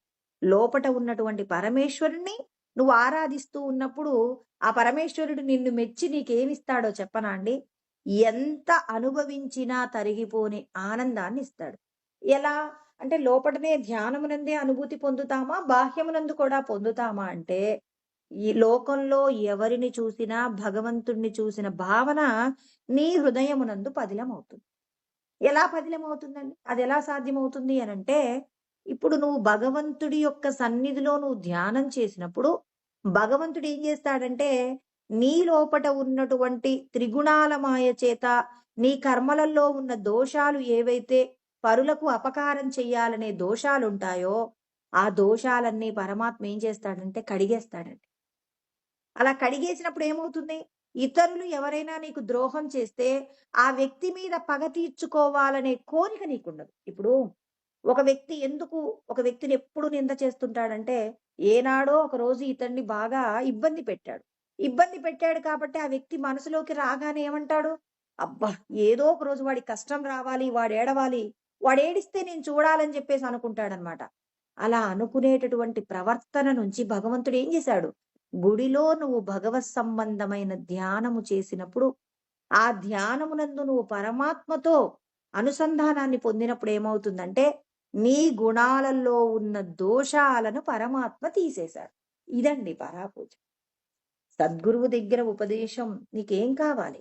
జ్ఞానాన్ని తెలుసుకున్నప్పుడు భగవంతుడికి సంబంధించినటువంటి ఏ విధమైన సాధన చేస్తే ఈ దేహ సంబంధమైన దోషాల నుండి బయటపడగలవో అటువంటి జ్ఞానాన్ని శ్రీకృష్ణ పరమాత్మ భగవద్గీత యందు అందించి సద్గురు స్వరూపంగా మనం తెలుసుకునేలాగా ఈశ్వరుడు అనుగ్రహం చేస్తున్నాడు. ఇది కదా మనం చెయ్యాల్సిన సాధన. అంటే నీ గుణాలలో ఉన్నటువంటి దోషాలు ఏవైతే ఉన్నాయో ఆ దోషాలను సంస్కరించుకోవలసి ఉంటుందని కృష్ణ పరమాత్మ మనం చేసేటటువంటి కర్మలలో ఉన్న దోషాలను ఎత్తి చూపిస్తూ ఉన్నారండి. ఏమంటున్నారు? మీరందరూ కూడా దేహ సంబంధమైనటువంటి గొప్పదైన ఫలితాలు పొందాలి అని చెప్పేసి మీరు కొన్ని కొన్ని తప్పులు చేస్తూ ఉంటారు. ఈ తప్పులన్నింటినీ కూడా సవరించుకోవాలి అని కృష్ణ పరమాత్మ చెప్తున్నారు. ఏమంటున్నాడు ఇక్కడ? తైర్దత్తా న ప్రదాయైభ్యో యో భుంకేస్తేన ఏవ సహ. అంటే మనం ఏం చేస్తున్నామంటే, భగవంతుడు మనకి పుట్టుకతో ఐశ్వర్యం ఇవ్వచ్చు. తర్వాత పుట్టుకతో కాస్త పేదరికంలో ఉండి పెరుగుతున్నప్పుడు, మనం కష్టపడి సంపాదిస్తున్నప్పుడు కాస్త సంపదలు మనకి ఎక్కువగా ఉండవచ్చు. ఏదో ఒక రీతిలో మనం సంపదను అనుభవిస్తూనే ఉన్నామండి. మనం అనుభవించే సంపదంతా భగవంతుడు ఏ మాత్రము పక్షపాతం లేకుండా మనం చేసిన కర్మలను బట్టి పరమాత్మ పంచుతాడండి. ఇప్పుడు మన దేహమునందండి కన్నుకు ఎంత శక్తి కావాలో అంత శక్తిని భగవంతుడిస్తాడు. చేతులతో, కాళ్ళతో మనం ఎక్కువ పనులు చేస్తాం కాబట్టి, ఆ చేతులలో, కాళ్ళలో ఉన్న శక్తి అధికంగా ఉంటుంది. అంటే ఒక దేహమునందు ఏ ఏ భాగానికి ఎంతెంత శక్తి అవసరమో ఆ శక్తిని పరమాత్మ పంపిస్తూ ఉంటాడు. అదే విధంగా ఇక్కడ భగవంతుడు కూడా ఒక చీమకు ఎంత శక్తి కావాలో అంత శక్తి ఇస్తాడు. అదే విధంగా ఒక పెద్ద ఏనుగుకి ఎంత శక్తి కావాలో అంత ఇస్తుంటాడు. అంటే ఎక్కడ చూసినా భగవంతుడు ఏం చేస్తున్నాడు? స్థాయిని బట్టి పంచుతూ ఉన్నాడు. మరి ఇక్కడ మనుషులందరిలో భగవంతుడి శక్తి పంచడంలో ఎందుకు వ్యత్యాసాలున్నాయంటే, మనం పూర్వజన్మలలో చేసిన కర్మ యొక్క ఫలాలు బాగా పుణ్యం చేసిన వారేమో అధిక సంపదలు, అధిక శక్తి, గొప్పదైన కులం ఇలా రకరకాల విషయాలలో చాలా శ్రేష్టంగా ఉన్నారండి. మరి చాలా శ్రేష్టంగా ఉన్నటువంటి వాళ్ళు ఏం చేస్తూ ఉన్నారు? ఇక్కడ మనం భగవంతుడిని ఏం చేస్తున్నామంటే, మనం ఏదైతే సంపాదించుకున్నామో, ఆ సంపాదించుకున్న దాన్ని ఖర్చు పెట్టడంలో భగవంతుడు చెప్పిన నియతి పాటించట్లేదండి. పాటించిన వాళ్ళు గొప్పవాళ్ళేనండి. అందులో ఇబ్బందేమీ లేదు. మనకున్న సంపదలో కొంత భాగాన్ని ఎవరి కోసం ఖర్చు పెట్టాలి? అంటే తిరిగి చెల్లించలేనటువంటి వారికి చెల్లించాలి అని పరమాత్మ చెప్తారనమాట. ఏమంటారు? ఎత్తు ప్రత్యుపకారార్థం ఫలముద్దిశ్యవా పునః. అంటే మనం అందరం ఏం చేస్తామంటే ప్రతిఫలాన్ని కోరి చేస్తూ ఉన్నామనుకోండి. ఎవరికైనా కొంత ఏదైనా ఇస్తే తిరిగి మళ్ళీ వాళ్ళు మనకి ఇవ్వాలి అనే ఉద్దేశంతో ఇచ్చి పుచ్చుకునేటటువంటి విధానం ఉంటుంది.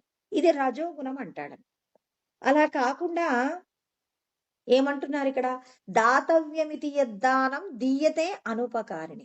అంటే తిరిగి చెల్లించలేని వ్యక్తికి నేను దానం చెయ్యవలసిందే అని నువ్వు దానం చేస్తే ఇది సత్వగుణంతో కూడిన దానమట. మరి మనకున్నటువంటి దానిని ఎవరికీ ఇవ్వకుండా చాలా మంది మాట్లాడుతూ ఉంటారు.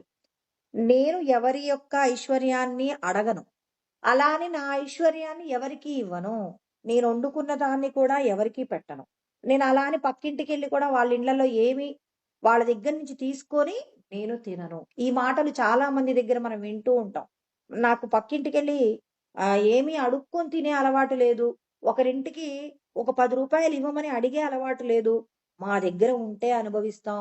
మా దగ్గర లేకపోతే పస్తులైనా ఉంటాం కానీ, వేరొకరి దగ్గర ఏమీ తీసుకోమని మనం మాట్లాడుతాం. అలాంటి వాళ్ళని చూస్తే మనకు ముచ్చటేస్తుంది. అబ్బా! మీరెంత గొప్పవాళ్ళండి అని.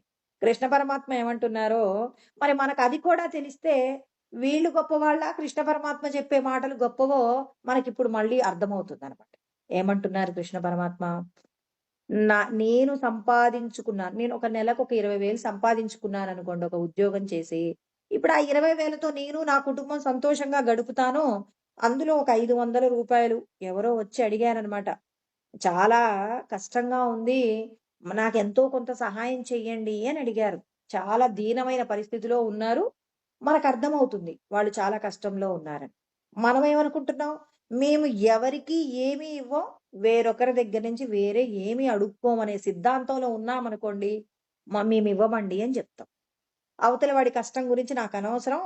నేనెవరి దగ్గర అడుక్కోను. ఇతరులకేమీ ఇవ్వను అంటే, పరమాత్మ అంటున్నారు, "నువ్వు ఇతరులకేమీ ఇవ్వవా?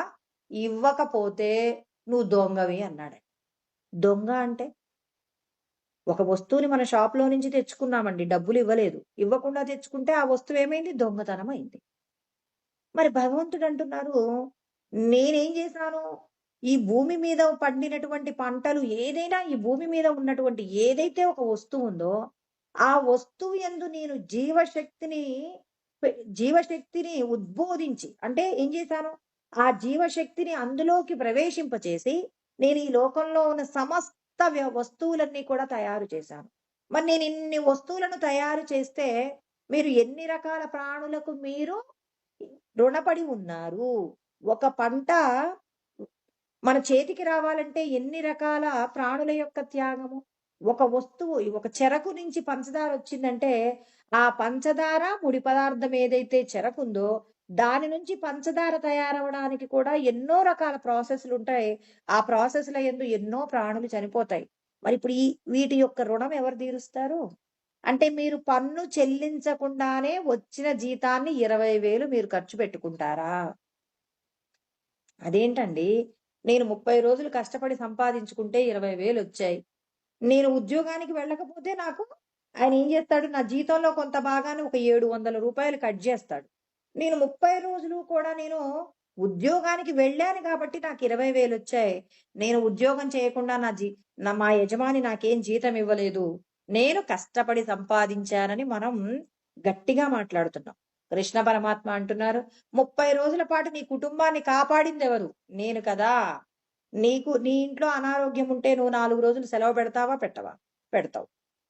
మరి నీవు ఇంట్లో నీ కుటుంబానికి సంబంధించిన ఏదైనా ఇబ్బంది లేకుండా నేను కాపాడాను కాబట్టే కదా నీ ఆరోగ్యం కానివ్వండి, నీ బంధువులు కానివ్వండి, మీ బంధువులలో ఎవరో చనిపోయారండి. ఒక 2 రోజుల పాటు సెలవు పెట్టి ఎళ్ళిపోతావా? నేను ఇన్ని రకాలుగా నిన్ను కాపాడితే నువ్వు 30 రోజులు నువ్వు ఏదైతే ఉద్యోగం చేశావో దానికి వెళ్ళావు. అంటే ఇన్ని విధాల కాపాడిందెవరు? నేనే కదా! నా యొక్క శక్తి చేతనే కదా నువ్వు గొప్పవాడివయ్యావు. అంటే 30 రోజులు నువ్వు ఆఫీస్‌కి వెళ్ళావు. అందుకని ఇప్పుడు నేను 30 రోజుల పాటు నువ్వు నీ పని చేసుకునేలాగా నీకు సహాయం చేయడంలో ఎంతో మంది యొక్క మరి శ్రమ ఉంది కాబట్టి నువ్వేం చేయాలి? నీవు సంపాదించిన దానిలో కొంత భాగాన్ని ఇతరులకు ఖర్చు పెట్టాల్సిందే. అలా పెడితేనే నువ్వు నీ సంపదకు నువ్వు దొంగవి కాకుండా ఉంటావు. అలా కాకుండా 20,000 వచ్చాయి. 20,000 నా ఇంటి కోసమే ఖర్చు పెట్టుకుంటానని నువ్వు బిల్లు రాసి ఖర్చు పెట్టుకుంటే నీకొచ్చే నెల ఏమవుతుంది? 20,000 కాదు. ఇంకో 60,000 బయట నుంచి వడ్డీకి తెచ్చుకొని నీ కుటుంబంలో వచ్చిన ప్రమాదాన్ని పోగొట్టుకోవడానికి నువ్వు ప్రయత్నం చేయాలి.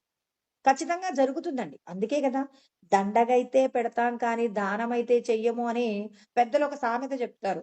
ఇప్పుడు దండగొచ్చిందని రూ. 4,00,000 ఏదన్నా అనారోగ్యం వచ్చిందనుకోండి. డాక్టర్ గారి దగ్గరికెళ్తే 4,00,000 ఖర్చయ్యాయి. ఆ విషయాన్ని మనం ఎంత గొప్పగా చెప్పుకుంటామంటే, నాకొచ్చిన ప్రమాదమండి చనిపోయేవాడినట. ఈ 4,00,000 నా దగ్గర ఉండబట్టి నేనేం చేశాను, నా అనారోగ్యాన్ని పోగొట్టుకున్నానని చెప్పేసి చాలా గొప్పగా మనం ఏం చెప్తాం, 4,00,000 పోయినందుకు గాదు, నేను బ్రతికున్నందుకు సంతోషపడుతున్నానని ఏం చెప్పుకుంటాం? గొప్పగా చెప్పుకుంటామండి. అంటే మన యొక్క గొప్పతనమంతా ఎక్కడుంది? 4,00,000 ఖర్చు కాదు, నేను బ్రతికి బట్టగట్టాను అన్నందుకు చాలా సంతోషపడుతూ ఉన్నామండి. అదే భగవంతుడేమన్నాడు, "నువ్వు సంపాదించే దాంట్లో ఎంతో కొంత ఇతరులకు దానం చేసే అలవాటు పెంచుకోండి. ఆ అలవాటు పెంచుకున్నప్పుడు ఏమవుతుందంటే, మిమ్మల్ని రూ. 4,00,000 ప్రమాదం మిమ్మల్ని వెన్నంటి ఉంటుంది. ఆ 4,00,000 ప్రమాదాన్ని రూ. 40తో పోగొడతాను.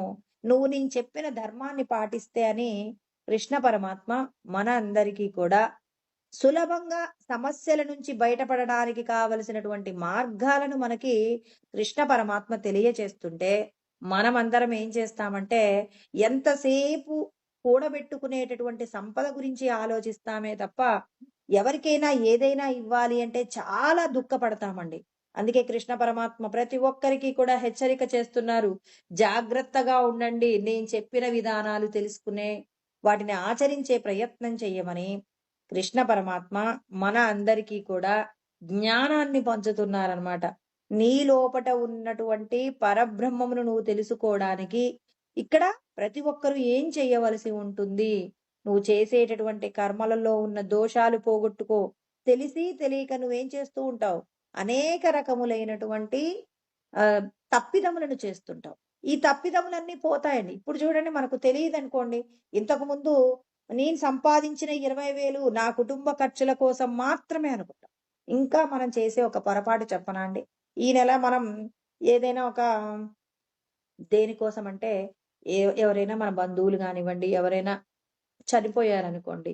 ఆ కార్య నిమిత్తంగా మనం వెళ్ళామనుకోండి. అబ్బా! ఈ నెల నేను పలానా కార్య నిమిత్తం వెళ్ళాను. ఓ రూ. 2,000 ఖర్చయిపోయాయని మనం దుఃఖపడతాం.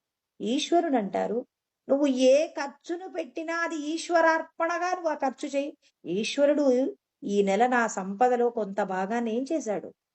మరి అది కూడా ఈశ్వర కార్యమే కదండీ! ఎవరైనా ఒకరు దేహాన్ని విడిచిపెట్టారు అంటే, మరి ఆ దేహ సంబంధమైనటువంటి ఆహ్, అక్కడ ఉన్నటువంటి కార్యానికి నువ్వు వెళ్ళాలి కాబట్టి, ఆ కార్యానికి నువ్వు వెళ్ళడం వల్ల నీకు ఎంతో కొంత తెలివితేటలొస్తాయి. అక్కడ ఉన్నటువంటి వాళ్ళు, వాళ్ళ పిల్లలు ఆ సంపద గురించి వాళ్ళు ఎలా ఒక్కొక్క కుటుంబంలో చూస్తే తన తండ్రి బ్రతుకున్నప్పుడు ఇది ఇవ్వలేదని, చనిపోయిన తర్వాత ఈ వస్తువు నాకే కావాలని చెప్పేసి కొన్ని చోట్ల ఒకరినొకరు ఏం చేస్తూ ఉంటారు? ఒకరినొకరు పోట్లాడేటటువంటి ప్రయత్నాలను చూస్తాం. తర్వాత బ్రతికున్నంత కాలం ఆ వ్యక్తి చేసినటువంటి దాన ధర్మాల గురించి మాట్లాడుకుంటుంటే ఆ మాటలు వింటాం. అయ్యో! ఉన్నంత కాలం ఆయన గొప్పగా దానం చేశాడట. వెళ్ళిపోయిన తర్వాత అందరూ ఆయన్ని పొగుడుతున్నారు. ఇంకొక వ్యక్తి, ఒక వ్యక్తి ఏనాడు రూపాయి ఎవరికీ పెట్టింది లేదు. బ్రతికున్నంత కాలం ఎవడికి ఏం పెట్టలేదు. ఇవాళ వెళ్ళేటప్పుడు ఏం తీసుకెళ్తున్నాడని లోకమంతా కూడా అతని యొక్క పిసినారితనాన్ని తిడుతూ ఉంటుంది. మనం పిసినారితనంగా ఉండకూడదు. మనం వెళ్ళిన తర్వాత కూడా ఎంతో కొంతమంది నలుగురు నన్ను పొగడాలని అక్కడ ఒక మంచి మాట నేర్చుకున్నావా లేదా? అంటే నువ్వు ఈ రూ. 2,000 ఖర్చయిందని చూస్తున్నావు కానీ, నీ యొక్క అనుభవంలో ఎన్ని విషయాలు చేరాయో నువ్వొక్కసారి పరిశీలన చెయ్యి. ఎన్ని కోట్ల రూపాయలు సంపాదించిన పిల్లలు తృప్తిగా ఉంటారా? అబ్బో! మా నాన్నగారు ఇంత సంపాదించారండి అని చెప్పి గర్వపడిన కొడుకుంటాడా? ఇంతకంటే గొప్పగా కూడా సంపాదించుండొచ్చు. మా నాన్న నిర్లక్ష్యంగా సంపాదించే అవకాశం ఉన్నా సంపాదించలేదని ఎత్తి పొడిచేటటువంటి పిల్లలుంటారు. ఎందుకుంటారంటే, భగవంతుడు ఈ దేహం పర్మనెంట్ కాదు కాబట్టి, ఈ దేహ సంబంధమైన విషయాలు శాశ్వతం కాదు కాబట్టి, శాశ్వతము కానటువంటి విషయాలు ఎప్పటికీ కూడా మనం ఏం చేయకూడదు? వాటిని మనం మనసులో పెట్టుకోకూడదని ఒక్కొక్క విషయాన్ని జాగ్రత్తగా పరిశీలన చేసినప్పుడు కదండీ! మనం భగవంతుడు మనకిచ్చిన ఐశ్వర్యం ఎలా ఖర్చయింది అని 2,000 ఖర్చయ్యాయని ఆలోచించే బదులు, ఎన్ని విషయాలు నాకు ఈశ్వరుడు నేర్పించారని సంతోషపడినప్పుడు, ఇప్పుడు నీకు 2000 ఖర్చయ్యాయన్న బెంగుందా? లేదు. శాస్త్రం తెలియనప్పుడు బెంగపడ్డాం. శాస్త్రం తెలిసిన తర్వాత మనశ్శాంతితో ఉంటాం. మనశ్శాంతికి మించినటువంటి సంపద ఈ లోకంలో ఏముంటుందండి? కృష్ణ పరమాత్మ అంటున్నారు. ఇంకా మనం పుణ్యకార్యాలు అంటే ఏదైనా ఒక వివాహ కార్య నిమిత్తం ఒక వివాహానికెళ్ళినప్పుడు కొంత కట్నం రూపంలో కొంత చెల్లిస్తాం. అయ్యో! ఈ నెల 4 పెళ్ళిళ్ళయ్యాయండి. ఒక రూ. 2000 ఖర్చయిపోయాయని మళ్ళీ రూ. 2000 పెళ్ళిళ్ళ నిమిత్తంగా అక్కడికెళ్ళాం. జీవబ్రహ్మ ఐక్యం గురించినటువంటి విషయాలు తెలుసుకోవచ్చండి. ఇరువురు ఒక అమ్మాయి, ఒక అబ్బాయి ఇద్దరూ కలిసి ఏకమవుతున్నారంటే 2 శరీరాలు వేరు ఏక స్వరూపంగా జీవించబోతూ ఉన్నారు. ఇద్దరు వేరు వేరుగా ఉంటారు. వేరు వేరు చోట్ల పెరుగుతారు కానీ, మరి ఒకే కుటుంబంలో ఒక్కరిగా, ఒక్క మాటగా ఆ కుటుంబంలో వీళ్ళు ఒక్కరిగా ఉంటారు అంటే, జీవబ్రహ్మ ఐక్యం యొక్క గొప్పతనాన్ని చెప్పబోతున్నారనమాట. అంటే ఈ శరీరంలో నువ్వు తెలుసుకోవలసిన సత్యం గురించి చెప్పేదే వివాహమండి. ఈ శరీరంలో ఉన్నటువంటి జీవుడు బ్రహ్మము చేత ఐక్యమైనప్పుడు పొందేటటువంటి ఆనందం గొప్పది. స్త్రీ పురుషులు ఏకమైనప్పుడు పొందే ఆనందం ఏదైతే ఉందో, జీవ బ్రహ్మ ఐక్యములో కూడా గొప్పదైనటువంటి అనుభూతి ఉంటుంది. బ్రహ్మానందాన్ని జీవుడు ఎప్పుడు అనుభవిస్తాడు అంటే, దేహ సంబంధమైన వివాహం కాదు. ఈ దేహంలో ఉన్నటువంటి జీవుడు లోపట ఉన్నటువంటి పరబ్రహ్మము చేత ఐక్యమైనప్పుడు మాత్రమే నిన్ను నువ్వు ఈ దేహబంధంలో నుంచి విడిపించుకోగలవని, ఎప్పుడైతే జీవుడు ఒక వివాహాన్ని చూసినప్పుడు తన కర్తవ్యం తనకు గుర్తొస్తే అప్పుడు నువ్వు ఒక పెళ్లికి వెళ్ళడం వల్ల జరిగేటటువంటి మేలండి. ఇలా చూడండి, ప్రతి కార్యంలో కూడా మనకు భగవంతుడు ఏం నేర్పిస్తున్నాడు? ఒక చావునందు ఈ దేహం పడిపోయిన తర్వాత ఈశ్వర సాధన చెయ్యలేవని, దేహం ఉన్నప్పుడే ఈశ్వర సాధన చెయ్యాలని, ఒక వివాహానికి వెళ్ళినప్పుడు వివాహమునందు ఉన్నటువంటి స్త్రీ పురుషులకు జరిగినటువంటి వివాహంలో జీవ బ్రహ్మ ఐక్యాన్ని గుర్తు తెచ్చుకొని నీ కర్తవ్యాన్ని గుర్తు చేసే ప్రయత్నంగానే పెద్దలు నువ్వు చావుకు వెళ్ళాలి, తర్వాత వివాహానికి కూడా వెళ్ళాలని మనకు పెద్దలు మనందరికీ కూడా సూచన చేశారు.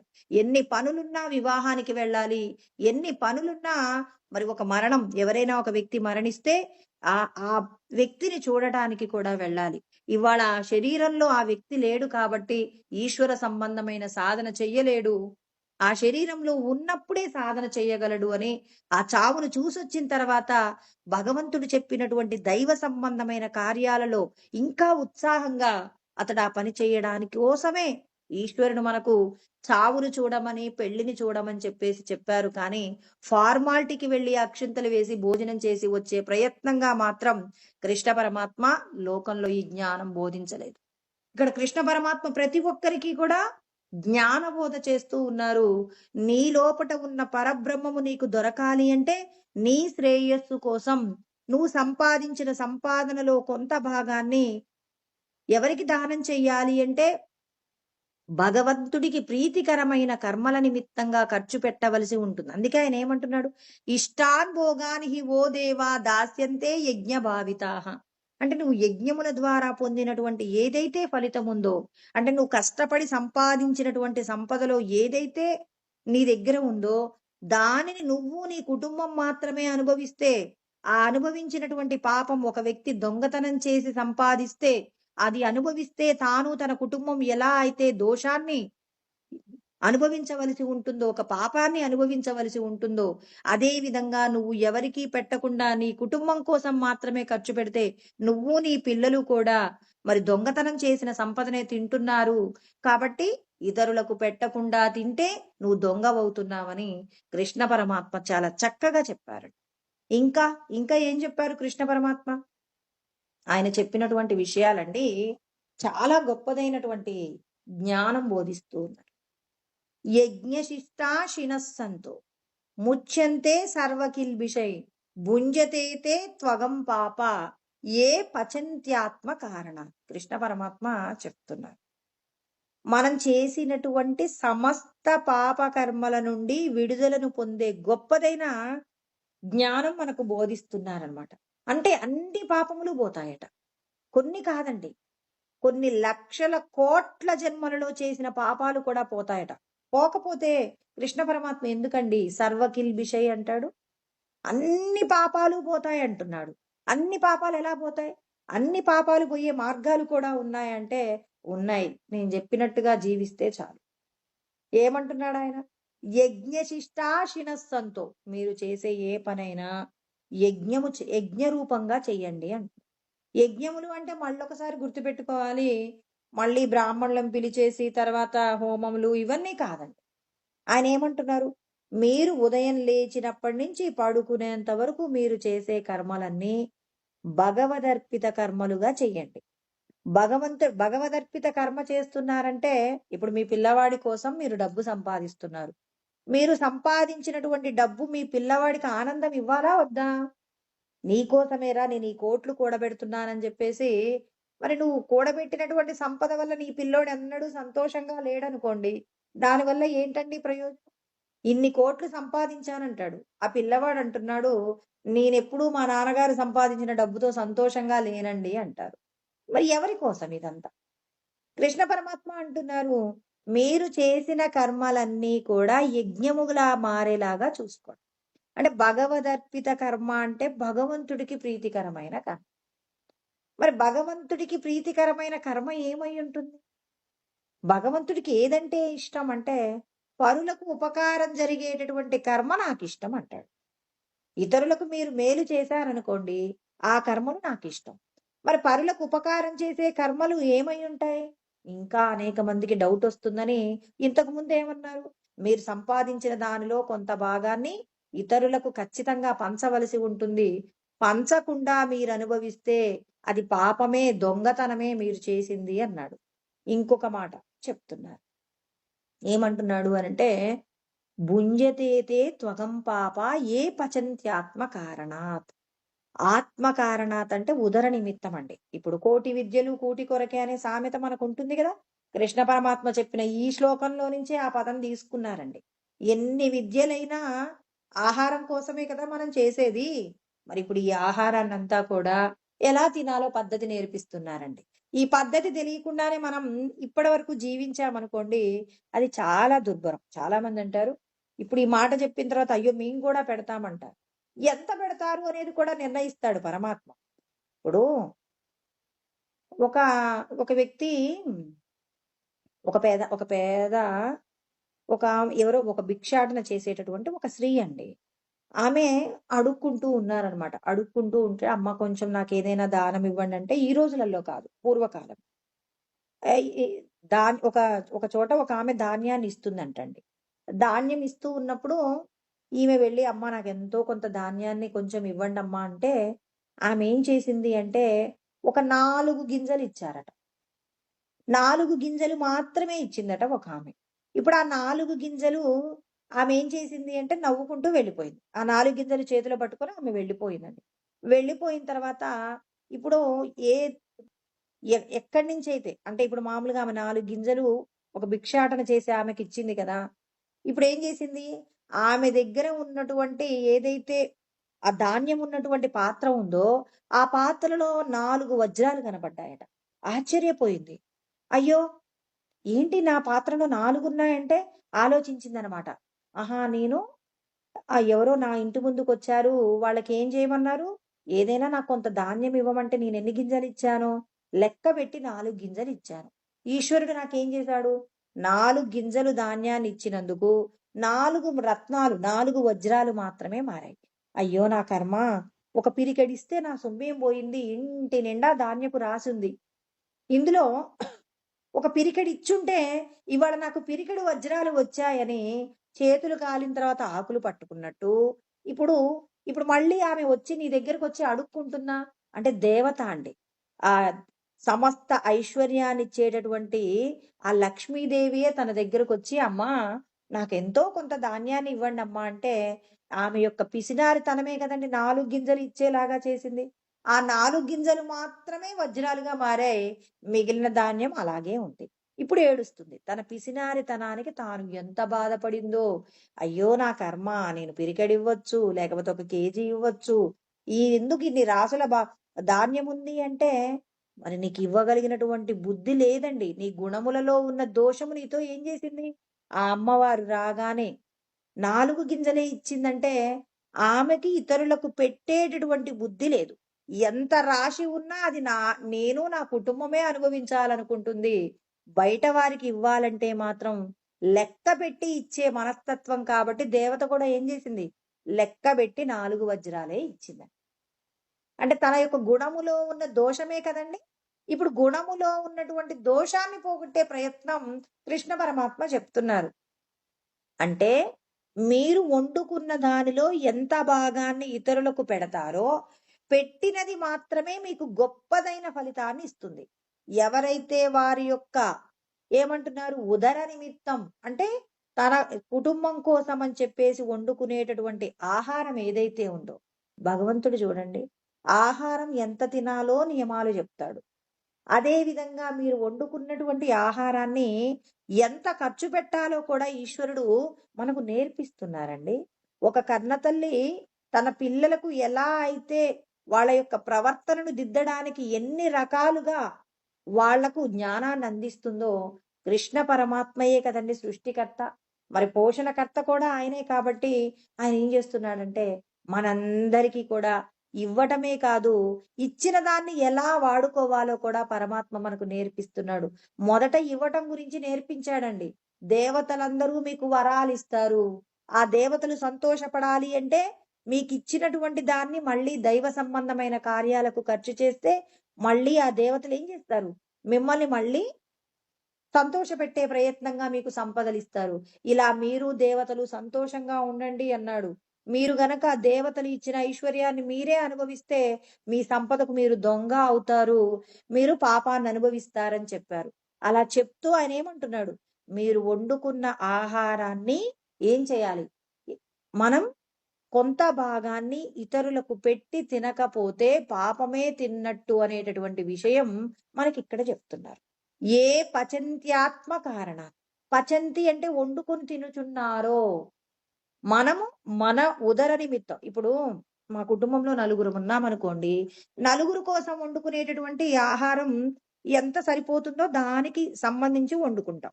ఒక పిరికెడు ఎక్కువ తక్కువ కాకుండా చాలా మంది ఏం చేస్తారు? అయ్యో! నిన్న పిల్లలు చాలా అన్నం వేస్ట్ చేశారని తెల్లారి పొద్దున్నే ఒక పిరికెడు తగ్గించేస్తారండి. మళ్ళీ ఆ పిల్లలకు ఒక పూట ఆహారం తగ్గిందనుకోండి, మళ్ళీ ఒక పిరికెడు పెంచుతారు. అంతేకాని నేను ఈ పదార్థాన్ని తింటున్నప్పుడు కేవలం నేను నా కుటుంబమే తింటే పంచభక్ష పరమాన్నాలు వండుకొని తిన్నప్పటికీ కూడా అది పాపముగానే మారుతుందని కృష్ణ పరమాత్మ చెప్తున్నారు. ఏం తిన్నారు? గారెలు వండుకొని తిన్నాం.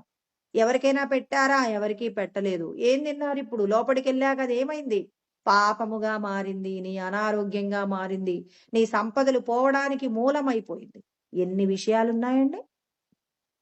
మిగిలిపోతే దాచిపెట్టుకొని ఫ్రిడ్జ్‌లో పెట్టుకొని రేపు తినేటటువంటి గొప్పదైనటువంటి సాంప్రదాయంలోకి మనం ఎదిగిపోయాం. మరి పరమాత్మ అంటున్నారు, కేవలం మీ కుటుంబం కోసమే మీరొండుకొని తింటే చూపులకు మాత్రం పంచభక్ష పరమాన్నాలు. ఆ పరమాన్నం మీ ఉదరంలోకి వెళ్ళిన తర్వాత మాత్రం అది పరమ విషంగా మారిపోతుంది అని కృష్ణ పరమాత్మ చెప్పారండి. భగవంతుడు చెప్పిన సత్యాలను తెలుసుకోవడంలో మనం వెనకబడతాం. మనమేం చేస్తాం? ఎన్ని జన్మల నుంచో మళ్ళీ మళ్ళీ శరీరాలు తీసుకుంటున్నాం. ఇక శరీరాలు లేకుండా ఇక మనం సంతోషంగా జీవించడానికి మార్గాన్ని పరమాత్మ ఏర్పాటు చేసి పెడితే ఎన్నెన్నో గ్రంథాలు చదువుతాం. ఎన్నెన్నో శాస్త్రాలు చదివాం. అయ్యో! నేను ఎంఏ చేశానండి. నేను లాయర్ చదివానండి. డాక్టర్ చదివానండి. ఇంకా ఇంజినీరింగ్ చదివానండి అని గొప్ప గొప్పగా చెప్పుకుంటున్నాం. చదవవలసినటువంటి చదువేంటి?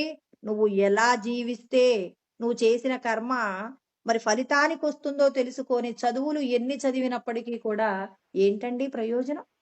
కృష్ణ పరమాత్మ ఏమంటున్నారు? మీకోసం మీరు వండుకొని తిన్న అన్నం ఏమవుతుంది? పాపమైంది. ఏం తింటారు? మేము రోజు రకరకాలైనటువంటి పిండి పదార్థాలు, మధుర పదార్థాలు ఎన్నెన్నో తింటాం. మరి ఎందుకండి హాస్పిటల్‌కెళ్లారు? మేము ప్రతిరోజు రకరకాల జ్యూసులు తాగుతాం. చాలా శక్తివంతమైనటువంటి డైట్ తీసుకుంటాం. మరెందుకండి హాస్పిటల్‌కెళ్లారు? భగవంతుడు చెప్పిన నియమం పాటించకపోతే మీరు తిన్న పదార్థము లోపలికెళ్ళాక ఎవరు పచనం చేస్తారు? అహం వైశ్వానరో భూత్వా ప్రాణినాం దేహమాశ్రితః ప్రాణాపాన సమాయుక్తః పచామ్యన్నం చతుర్విధం. నేనేగా పచనం చేసేది అంటున్నాడు పరమాత్మ. అహం వైశ్వానరో భూత్వా. ఈశ్వర స్వరూపంగా ఉన్నటువంటి వైశ్వానరుడు ఏం చేస్తున్నాడు అంటే లోపట ఏం చేస్తున్నాడు? ప్రతి ఒక్క ప్రాణి లోపటికి వెళ్ళిపోయి ఆయనే దగ్గరుండి మనం తిన్న ఆహారాన్ని 4 భాగాలుగా భక్ష్య భోజ్య చోష్య లేహ్య అనేటటువంటి 4 భాగాలుగా అంటే మనం నోట్లో పెట్టేంత వరకు చూస్తాం. అబ్బో నేను గారెలు తింటున్నానా, పరవన్నం తింటున్నానా, పులిహోర తింటున్నానే అని మనం చూపులతో చూస్తాం, ముక్కుతో వాసన చూస్తాం, నాలుకకు రుచి కలిగే పదార్థం తినే ప్రయత్నం నోటిలో పెట్టినప్పటి నుంచి పరమాత్మ ఏం చేస్తున్నాడు? ఏ లెక్కకు ఆ లెక్కన ఆహారాన్ని నమిలి పేగులలోకి పంపించి ప్రాణ అపాన వాయువులను సమాన వాయువు దగ్గర సమానం చేసి ఆహారాన్ని పచనం చేస్తూ ఉన్నాడు. 4 విధాలుగా పరమాత్మ ఏం చేస్తాడు? పచనం చేస్తున్నాడు. లోపటికి వెళ్ళిన పరమాత్మకి మీరు తిన్న ఆహారాన్ని ఇతరులకు పెట్టారా లేదా? ఆ విషయం భగవంతుడికి తెలుస్తుందా తెలీదా? సాక్షిగా నేనున్నానన్నాడు. ఉపద్రష్టానుమంతాచ భర్త భోక్తా చ మహేశ్వర అని 13వ అధ్యాయంలో కృష్ణ పరమాత్మ మనకు 23వ శ్లోకంలో మాట్లాడారు. ఉపద్రష్టానుమంతాచ అంటే నేను సాక్షిగా ఉన్నానన్నాడు. భర్త మీరు తీసుకున్న ఆహారానికి మీ శరీరానికి అన్నింటికి నేనే ఏం చేస్తున్నాను? భర్తగా ఉండి అన్నింటినీ భరిస్తున్నాను. భోక్త మీరు అనుభవించిన ప్రతిఫలానికి నేనే భోక్తని అని చెప్పాడు. మరి నేను ఈ దేహమునందే ఉంటాను, నేను మహేశ్వర స్వరూపంగానే ఉంటాను, కానీ వీటన్నింటికి సాక్షిగా ఉంటానని చెప్పారు. మరి పరమాత్మ అన్నింటినీ చూస్తున్నాడు. నువ్వు తినేటప్పుడు ఇతరులకు పెట్టావా? పెట్టలేదు. ఈశ్వరుడు నువ్వు తినేటప్పుడు అడుగుతాడనమాట. నువ్వు ఇప్పుడు తండ్రి అన్నం తింటున్నాడు అనుకోండి. పిల్లలు నాన్నగారు రాత్రి 9:30, 10 గంటలకు వచ్చారు. రాగానే ఆయన అన్నం తిందామని ప్రారంభించినప్పుడు పిల్లలు అన్నం తిన్నారా అని చెప్పి భర్త భార్యను అడుగుతాడు. అప్పుడు భార్య ఏమంటుంది? తిన్నారు, తిని పడుకున్నారు అంటే ఆయన సంతోషంగా తింటారు. అలా కాకుండా ఎందుకో ఈరోజు పిల్లలు ఏం తినకుండానే పడుకున్నారు, అలసిపోయారో ఏమో, నేను వంట చేసేసరికే పడుకున్నానంటే ఆ తండ్రికి అన్నం తినేటప్పుడు సంతోషంగా తినగలడా? ఏమోలే వాళ్ళు తినలేదని చెప్పేసి ఈయన సంతోషంగా తింటాడా? ఈయన తింటాడు కానీ ఎంతో బాధపడతాడు. ఏమైందో పిల్లలకి అన్నం ఎందుకు తినలేదో? కారణం ఏం జరిగిందో? పిల్లలకేమైనా అనారోగ్యం వచ్చిందా? ఇలా పలు విధాలుగా ఆలోచిస్తాడా లేదా? అప్పుడు భార్య వెంటనే అంటుంది, ఏం ఏం కాలేదండి. ఏదో అలసిపోయినట్టున్నాయి. మళ్ళొక్కసారి లేపు చూద్దాం, ఇప్పుడైనా పెడదామని ఆ పిల్లలకు పెట్టి తిందామనుకుంటాడు కానీ, పెట్టకుండా తిందామనుకుంటాడా? అనుకోడు. ఎందుకనుకోడు? నా పిల్లలు అంటే తన పిల్లల యొక్క కడుపు చూడడంలో తన తండ్రి ఎప్పుడు కూడా ఏం చేస్తున్నాడు? బాగా ఆకలవుతుంది అన్నం పెట్టు అన్న భర్త పిల్లలు అన్నం తినలేదు అనగానే ఆ ఆకలి కూడా ఇప్పుడు నాకేం ఆకలి కావట్లేదు, పిల్లలు తిన్న తర్వాత తింటానని ఆ ప్లేట్ అక్కడ పెట్టిచ్చి ఆ పిల్లల కోసం వెళ్తాడా? వెళ్ళడా? అతను కదా తల్లి, తండ్రి. వాళ్ళు కదండీ! అలా ఉంటారు కదా తల్లి, తండ్రి అంటే. అంటే భగవంతుడు కూడా మనం అన్నం తినేటప్పుడు అడుగుతాడట. నువ్వు వండుకున్న అన్నం నువ్వే తింటున్నావా? నువ్వెవరికైనా పెట్టావా? అంటే నాకు నా ఆకలి మాత్రమే ముఖ్యమని తింటూ ఉంటే నువ్వు తిన్న అన్నము పాపమవుతుంది అంటున్నాడండి. పరమాత్మ చెప్తున్నారు. త్వగం పాపా పచంత్యాత్మ కారణాత్ అన్న భుంజతే తే త్వగం పాప. ఎవరైతే ఇతరులకు ఏమీ పెట్టకుండా తింటారో అది పాపం అండి. మన హోటల్ దగ్గరికి వెళ్తామండి. హోటల్ దగ్గరికి వెళ్తే మన పక్క నుంచే కుక్కలు తిరుగుతూ ఉంటాయి, రకరకాల జీవులు తిరుగుతుంటాయి. ముఖ్యంగా కుక్కలే తిరుగుతుంటాయి. ఎవరైనా వాళ్ళు తినే దాంట్లో కొంచెం ముక్క, ఒక పావలా ముక్క పెట్టినా అక్కడికొచ్చినటువంటి 20 మంది గనక 20 పావలా ముక్కలు వేస్తే దాని కడుపు నిండదా అండి? శాస్త్రం తెలియకపోవడం వల్ల ఏం చేస్తున్నామంటే, మనకి డబ్బులున్నాయి గాబట్టి కొనుక్కునే స్తోమత ఉంది అని ఒక ప్లేట్‌కి 2 ప్లేట్‌లు తినేసి చక్కగా వచ్చేస్తున్నామండి. ఎంతమంది ఆ పక్కనే తిరుగుతున్నటువంటి ఆ ప్రాణి కూడా భగవత్ చైతన్యమే అని తెలుసుకొని పెడుతున్నారండి. ఇది తెలియని వాళ్ళు పెట్టట్లేదు. కనీసం తెలుసుకునే ప్రయత్నం చేసి తెలుసుకున్న వాళ్ళైనా పెట్టారనుకోండి, ఈశ్వరుడు చూస్తుంటారు. నువ్వు తింటున్నావు. నువ్వు తినడమే కాదు పక్క వాళ్ళకు పెడుతున్నావని చెప్పి భగవంతుడు ఏం చేస్తాడు? నువ్వు తిన్న అన్నం ఏమవుతుంది? నీ యొక్క శక్తిగా మారే ప్రయత్నంగా భగవంతుడు నీకు సహాయం చేస్తాడు. ఇంతకంటే ఇంకా జ్ఞానం ఏం చెప్తారు? అందుకే మనమందరము కూడా ఇప్పుడు మనం వంట చేసేటప్పుడు, నడిచేటప్పుడు, ఊడ్చేటప్పుడు, ఆ ధాన్యాన్ని మనం విసురుతున్నప్పుడు ఇలా మనం ఏం చేస్తామంటే కొన్ని పాపములను మన ఖాతాలో వేసుకుంటామట. పాపములను ఏమంటారంటే పంచశూనములు అంటారండి. మరి ఈ పంచశూనముల నుంచి మనం ఎలా బయటపడాలో భగవంతుడు 5 రకాల యజ్ఞముల గురించి మాట్లాడారనమాట. 5 రకాల యజ్ఞములు ఏమై ఉన్నాయి అంటే కృష్ణ పరమాత్మ చెప్తున్నారు. దేవ యజ్ఞం చేయాలి. ఇప్పుడు మామూలుగా మనము నవరాత్రి ఉత్సవాలు ఇలా జరుగుతున్నప్పుడు, తర్వాత దేవాలయాలలో కొన్ని కొన్ని ప్రత్యేకమైన దినములుంటాయి. ఆయా దినముల్లో యజ్ఞయాగాది హోమములు చేస్తారండి. ఆ హోమములు చేసినప్పుడు మనం కూడా ఎంతో కొంత సమర్పణ చేసుకున్నప్పుడు దేవయజ్ఞం జరుగుతుంది. ప్రతిరోజు మనం ఇంట్లో దేవుడికి మనం ఖచ్చితంగా పూజ చేస్తాము. మన ఇంట్లో శక్తి కొలది మనము ధూప, దీప నైవేద్యాలతో మనం భగవంతుడికి నివేదన చేసుకుంటాం. ఇక నైమిత్తిక కర్మలు అంటే ప్రత్యేక దినాలలో మనం ఏం చేస్తాం? దేవాలయానికి వెళ్లి అక్కడ జరిగేటటువంటి యజ్ఞయాగాది క్రతువుల్లో మన వంతుగా మన శక్తి కొలది ఎంతో కొంత సమర్పించుకుంటే ఇది దేవయజ్ఞం అండి.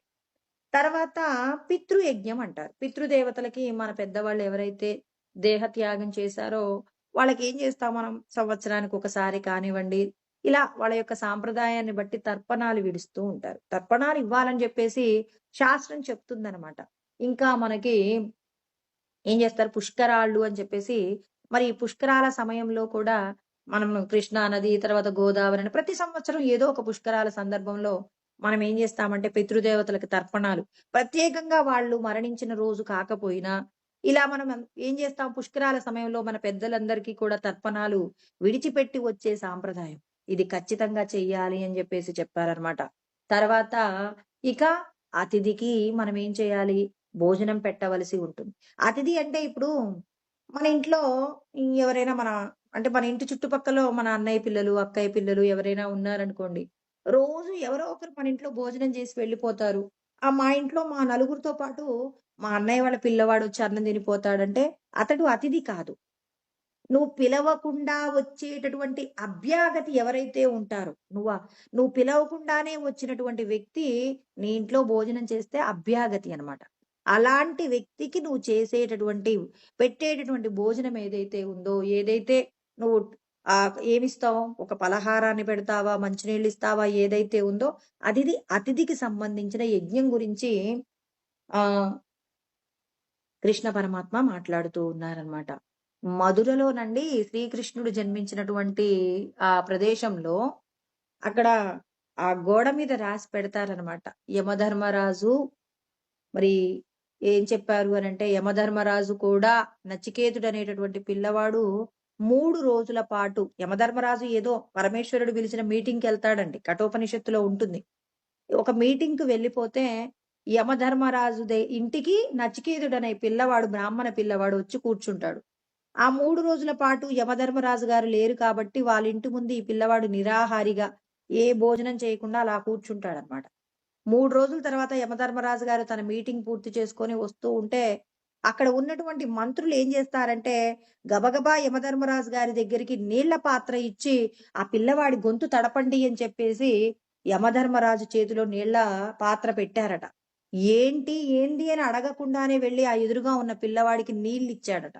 ఎందుకు అంటే, తనకున్న ఐశ్వర్యమంతా కూడా తన ఇంటి ముందు ఒక వ్యక్తి నిరాహారిగా ఉంటే తన సమస్త ఐశ్వర్యమంతా పోతుందని చెప్పేసి భయంతో ఆ పిల్లవాడి లోపల వైశ్వానరుడిగా మరి ఆకలి మంటలతో ఉన్నటువంటి పరమేశ్వరుడికి ఇబ్బంది కలుగుతుందని కాస్త ముందు నీళ్లు తాగు నాయనా అని చెప్పి యమధర్మరాజంతటి వ్యక్తి కూడా భయపడి ఆ పిల్లవాడి యొక్క నిరాహారిగా ఉన్నందుకు ఆ పిల్లవాడికి నీళ్ళిచ్చి ఆ లోపట ఉన్న అగ్నిని చల్లార్చే ప్రయత్నం చేశారట. అంటే మన ఇంటికి కూడా ఎవరైనా వస్తే ముందుగా మనం నీళ్ళిచ్చి ఆ లోపట ఉన్నటువంటి అగ్ని యందు ఉదకమును వేయడము ద్వారా ఏమవుతుందంటే అగ్నిహోత్రం చల్లబడినప్పుడు మనకు జరగబోయేటటువంటి ఏదైతే ప్రమాదం ఉందో ఆ ప్రమాదం నుండి మనల్ని మనం కాపాడుకునే ప్రయత్నం శాస్త్రం తెలిసినప్పుడు మనం జాగ్రత్త పడతాం. మన ఇంటికి వచ్చిన వ్యక్తి ఊరికే అలా వెళ్లకుండా కనీసం కాసిన్ని మంచినీళ్ళైనా తాగమని చెప్పి ఇచ్చేటటువంటి సాంప్రదాయం మనకెందుకుంది అంటే మనకు జరగబోయేటటువంటి ఏదైతే ప్రమాదం ఉందో, ప్రమాదాన్ని రక్షించుకోవడానికి భగవంతుడు ఏం చేస్తాడు? వివిధ రూపాలలో వస్తాడండి. వచ్చినటువంటి వారికి మీరు ఇచ్చేటటువంటి ఆతిథ్యంలోనే మీకు జరగబోయేటటువంటి ప్రమాదం నుండి బయటపడగలిగినటువంటి ఎన్నో రకాలైనటువంటి విషయాలన్నీ కూడా అందులో అమర్చబడి ఉన్నాయన్నమాట. అందుకే భగవంతుడు అంటున్నారు, ఖచ్చితంగా అతిథికి మీరేం చేయవలసి ఉంటుంది అనంటే, మీరు ఉపకారం చెయ్యవలసి ఉంటుంది అని చెప్పేసి. మరి ఉపకారం అంటే అతిథికి భోజనం పెడుతున్నారా? మిమ్మల్ని మీరు ఉద్ధరించుకుంటున్నారా? అంటే మనల్ని మనం ఉద్ధరించుకుంటున్నామండి. ఈ విషయాలు అక్కడ రాసిపెట్టి ఉంటాయండి. మధురలో అక్కడ గోడ మీద రాసి ఉంటాయి.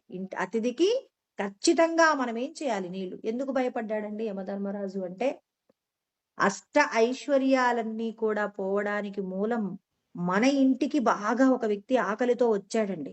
ఏదో ఒక పెళ్లికి సంబంధించినటువంటి ఏదో ఒక కార్డు పెట్టడానికి వచ్చారు. ఆ టైంకి వచ్చేటప్పటికి అతడు 2, 2:30, 3 అయిందనుకోండి. ఆ టైంలో మనం ఏమనుకుంటాం, మనం అప్పటికే ఆల్రెడీ తినేసి ఉంటాం కాబట్టి, ఇప్పుడు ఆ వ్యక్తిని కూర్చోబెట్టి మనం అతని భోజనం పెట్టాలంటే కొంత కష్టపడాలి. అంటే ఇప్పుడు మనం ఏం ఆలోచిస్తాం? దుఃఖమిత్యేవ యత్కర్మ కాయక్లేశ భయాత్ త్యజేత్. అబ్బా! ఈ వ్యక్తికి ఇప్పుడు భోజనం వండి పెట్టాలంటే ఇప్పుడు నాకు కొంత పని ఉంటుంది. దీనికంటే కూడా అతనికి ఏం చేయొచ్చు? ఏదో రమ్మని కార్డ్ తీసుకొని నవ్వి పంపిస్తే సరిపోతుంది. లేకపోతే కాసిని మంచినీళ్ళు తాగి వెళ్ళిపో నాయనా అన్నారనుకోండి. ఇప్పుడు ఏమవుతుంది? అతడి యొక్క ఆకలిని బట్టి నీ యొక్క కష్టం నుంచి పరిష్కారం ఉంటుందండి. అతడు గనక బాగా ఆకలితో ఉన్న వ్యక్తికి కాసిని నీళ్ళిచ్చి మీరు పంపించేశారు. వంట చెయ్యాలి అంటే ఏమవుతుంది? దుఃఖం కలుగుతుందని కృష్ణ పరమాత్మ చెప్పారండి ఈ మాట. 18వ అధ్యాయంలో 8వ శ్లోకం చూడండి. దుఃఖమిత్యేవ యత్కర్మ కాయక్లేశ భయాత్ త్యజేత్. అంటే ఈ శరీరానికి బాధ కలుగుతుందని చెప్పి, దుఃఖం కలుగుతుందని సకృత్వా రాజసం త్యాగం.